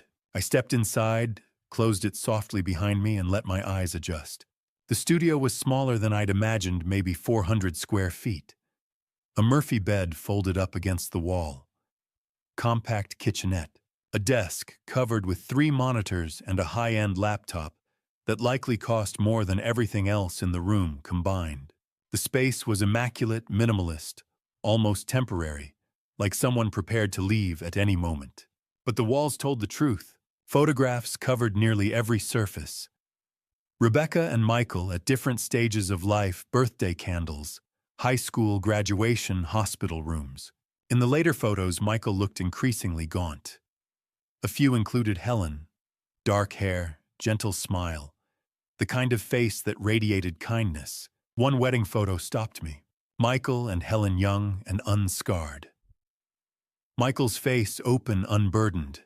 Helen radiant in a simple white dress, neither of them knowing the road ahead, neither knowing she would one day write a letter begging for help that never reached my hands. I forced myself to focus. Desk drawers first, bills, old receipts, technical manuals, nothing. Bookshelf, programming texts, security protocol references, no notebook. Closet, under the mattress, behind the Murphy bed hardware. Nothing. 10 minutes passed. My pulse quickened. What if Michael had been mistaken? Think like her. Rebecca trusted paper over digital, but she would also assume someone might search obvious places. The freezer. I crossed to the kitchenette and opened the freezer compartment. Behind frozen meals and an ice tray sat a waterproof Ziploc bag wedged deep into the corner. Inside it, a black moleskin notebook. My hands trembled as I flipped it open. Dense handwriting, small, precise, methodical. Passwords, encryption keys in hexadecimal. AWS backup architecture. Digital ocean redundancy. Server addresses with ports. Dead man's switch trigger conditions. Failover contingencies. Everything. I pulled out my phone and began photographing each page carefully, ensuring clarity and lighting. 47 pages. 47 pages that represented her safety net. I sent the images to Nathan via encrypted channel. Got it. Disabling framework. I was sliding the notebook back into the bag when I heard it. A key scraping in the lock. Ice shot through my veins. The door opened. A young woman stood there holding groceries. Mid-20s. Not Rebecca. She blinked at me in surprise. Oh, sorry. I thought Rebecca said someone might come by. Michael mentioned feeding the cat. My brain latched onto the cat bowl near the window. Yes, I said evenly, all taken care of. Her shoulders relaxed. That's so kind. Tell Rebecca we miss her around here. I will. She stepped back into the hallway, closing the door gently. I stood motionless for several seconds. Then I moved quickly. Notebook back exactly where it had been. Frozen meals repositioned. Ziploc sealed. Apartment as I'd found it. I exited, locked the door, and descended the stairs. No one stopped me. In my car 2 blocks away, I sat gripping the steering wheel, heart still pounding. What had I done? Broken into my niece's apartment. Violated her privacy. Undermined her trust. To save her, Nathan's message buzzed. Confirmed. Dead man's switch architecture identified. Remote neutralization scheduled 6 p.m. System disabled 1 hour before FBI action. Relief washed through me. It had worked. Rebecca's failsafe would be gone before the arrest. The data wouldn't auto-release. Everyone would be protected, except Rebecca, who would still face prison. My phone rang. Michael, did you get it? His breathing was labored. Yes. Nathan has everything. Dead man's switch disabled at 6. Silence. Then Rebecca called. My stomach tightened. She knows something's wrong. Said her system logged anomalies. She's accelerating the timeline. How? The auction closes at 5 now, not 7. I checked the time. 2:07 p.m. And after the sale, Michael continued coughing weakly. She's leaving the country. Flight to Moscow at 11 tonight. Moscow? No extradition treaty. If she completed the transaction and boarded that plane, she'd vanish beyond reach. The data sold. Clients compromised. Rebecca untouchable. The FBI sting was set for 7. Too late. They won't be in position, I said. She'll close the deal, collect payment, and disappear before they move. I tried to stop her, Michael whispered. She says it was always the plan. Of course it was. She had layered contingencies. The dead man's switch was just insurance. Escape was the real endgame. I leaned back in the driver's seat, recalculating everything. The dead man's switch would be disabled at 6, but if the auction ended at 5, she wouldn't need it. She'd sell the data, collect funds, and walk away. Nathan's work would be meaningless. Michael's sacrifice wasted. I checked my watch again. Less than 3 hours until the auction closed. Less than 9 until her flight. Save her, Michael said weakly. Even if it costs everything else. The line disconnected. I stared at the steering wheel. This was no longer about neutralizing a system. It was about intercepting her before she completed the sale. Before she stepped onto that plane. Rebecca had been 3 moves ahead the entire time. But now the board had changed. The dead man's switch was no longer her weapon. Time was, and time was running out. We have to move now.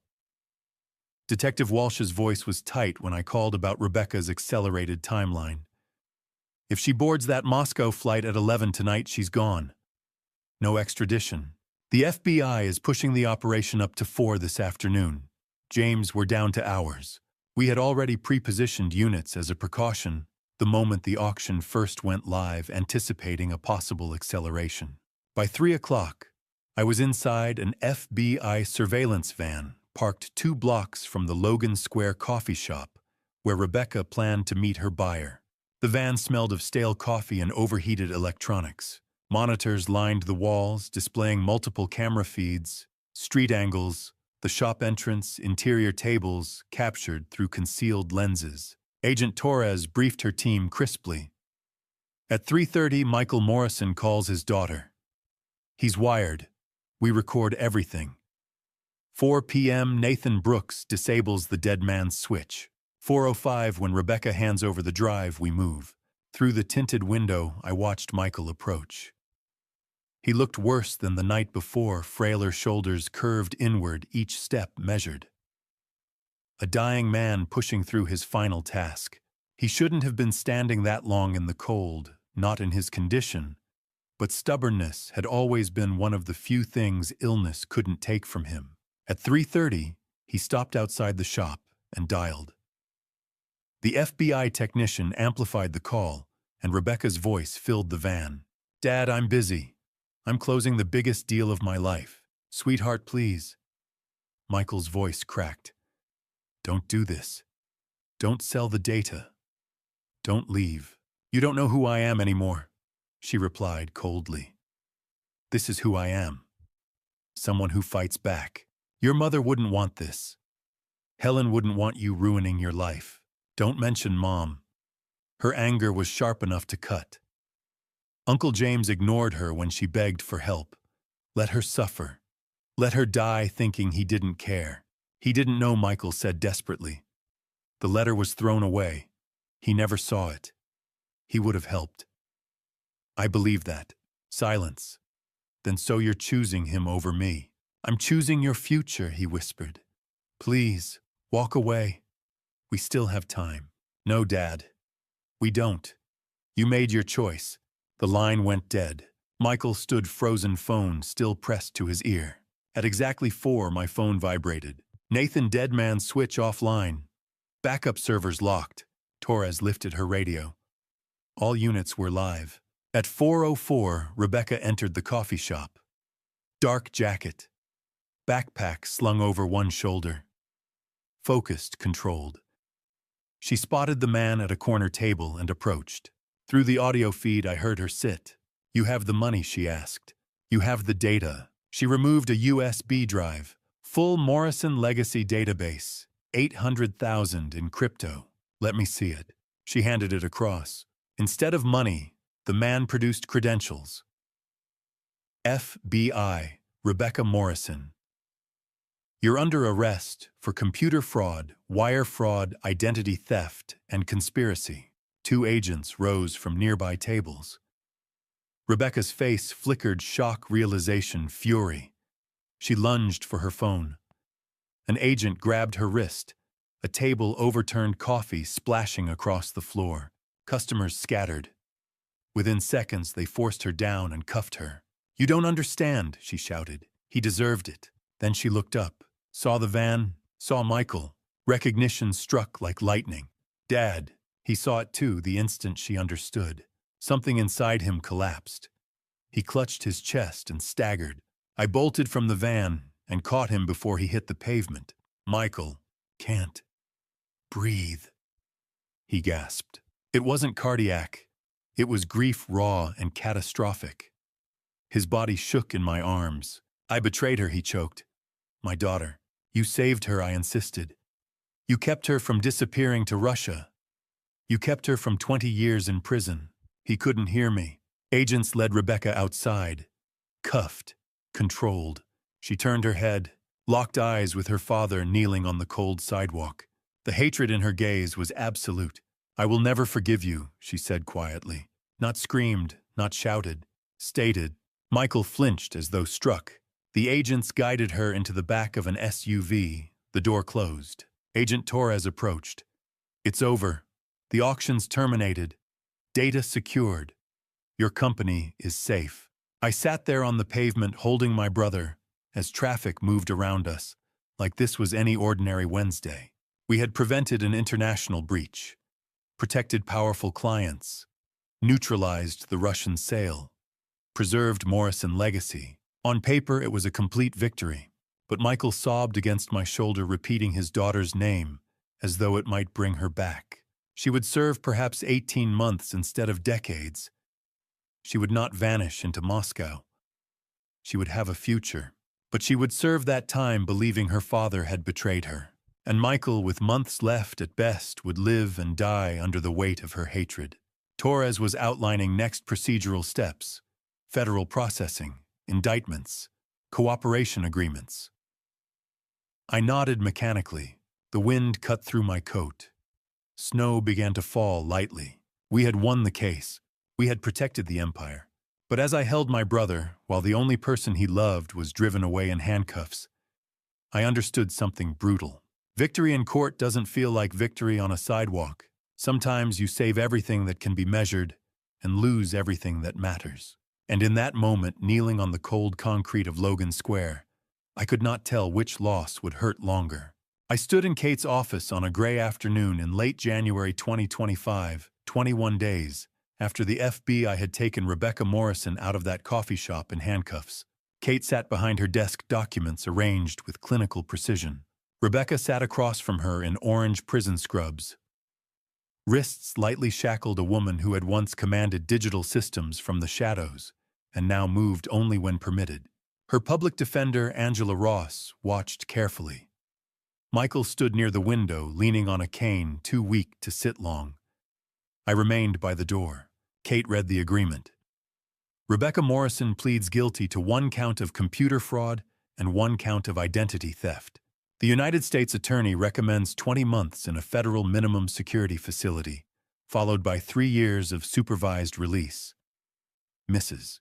Morrison will provide restitution to Morrison Legacy for security costs and complete 200 hours of community service in a cyber awareness program for foster youth.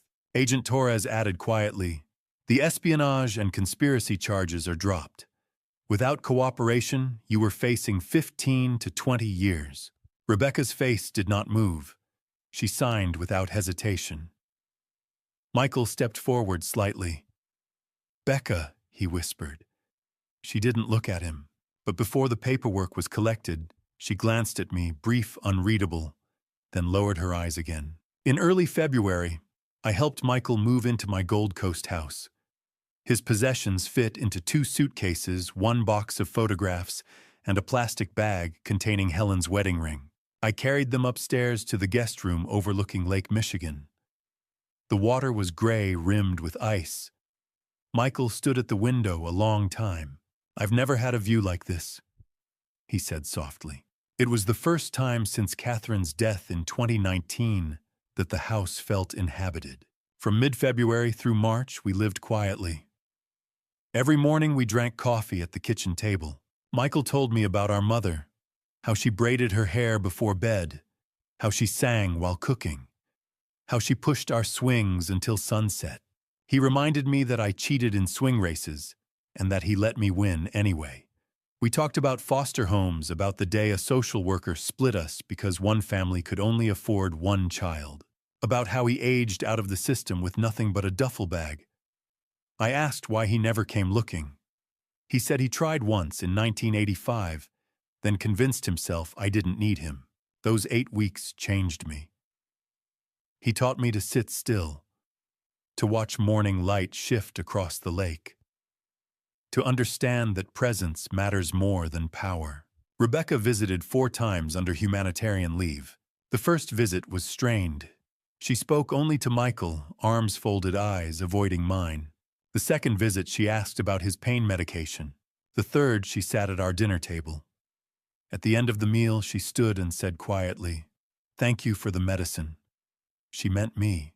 The fourth visit came at the end of March. Michael had fallen asleep. I stepped onto the rooftop deck. Rebecca joined me, her guard waiting below. We stood in silence over the city lights. "I hated you for so long," she said. "I know. But you didn't destroy us," she continued. "You gave my father dignity. And you gave me a second chance." She looked at me then. Tears gathered, but did not fall. "He's still my father," she said, "and I'm still his brother." By late April, spring softened the city. Cherry blossoms lined the lakefront. Michael declined quickly. Nurses came daily. Emily and Sarah visited often. One afternoon, he asked whether Helen had forgiven him for failing Rebecca. I told him Helen would have seen love, not failure. Michael Morrison died peacefully on April 30th, 2025. Rebecca was present under leave. Emily and Sarah stood nearby. I held his hand. "Thank you for finding me, brother," he whispered. Rebecca collapsed into tears. I held her as she wept. We buried him in early May at St. Michael's Church. Pastor Robert Coleman officiated. The gathering was small family friends, those who had walked through the storm with us. I spoke about forgiveness, about how wealth is measured not in property, but in who stands beside you when everything collapses. I said Michael spent 65 years alone, but not his last weeks, and that mattered. In mid-May, Kate and I revised my will. Morrison legacy would pass equally to Emily and Sarah with protections to keep it intact. The remaining holdings would do the same, and we created the Morrison Marshall Fund, honoring both surnames to support young adults aging out of foster care, housing assistance, scholarships, mentorship. Michael's story rewritten into opportunity for others. Now, in early 2026, I stand on the shore of Lake Michigan and look back to New Year's Eve 2024. I was wealthy then, powerful, alone. I built an empire in steel and glass. But the real legacy is different. 8 quiet mornings over cooling coffee became richer than any contract I ever signed. A brother returned to me just long enough for forgiveness to heal what childhood had broken. A niece chose accountability over vengeance. And from our fractured past grew hope for children who might otherwise face Michael's lonely road. The buildings still stand. Morrison legacy still thrives.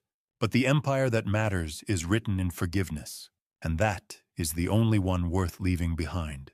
Before you close this window, let me leave you with something that cost me 7 decades to learn. God gave us time not to build empires, but to build bridges. I spent 72 years chasing success, and it took my brother's dying breath to teach me what mattered. Don't be like me. Don't wait until someone is gone to say you're sorry. Don't let pride destroy what love could heal. This family story taught me that dad revenge, whether it's my anger at Michael for leaving or Rebecca's dad revenge against me for abandoning her father, only multiplies pain. Every act of dad revenge I witnessed or considered became another brick in the wall separating us. The real victory was not in destroying Rebecca or protecting my empire. It was in choosing forgiveness when vengeance felt justified. Look at your own family story tonight. Is there someone you've cut off? Someone you've refused to forgive? I'm telling you, the cost is too high. Life is shorter than you think, and bitterness is a prison you build for yourself. Every family story carries wounds, but also the possibility of healing. If this story moved you, I'd be honored if you'd leave a comment sharing your thoughts, or perhaps your own journey toward reconciliation. Share this video with someone who needs to hear it. And if you'd like to hear more stories that challenge us to live with greater compassion, please subscribe to this channel. Thank you for staying with me until the end. I want to be transparent. Some elements in the stories ahead are shaped for educational purposes and may include creative interpretation. If that doesn't resonate with you, feel free to explore other content that better fits your preferences. May you find the courage I couldn't find sooner.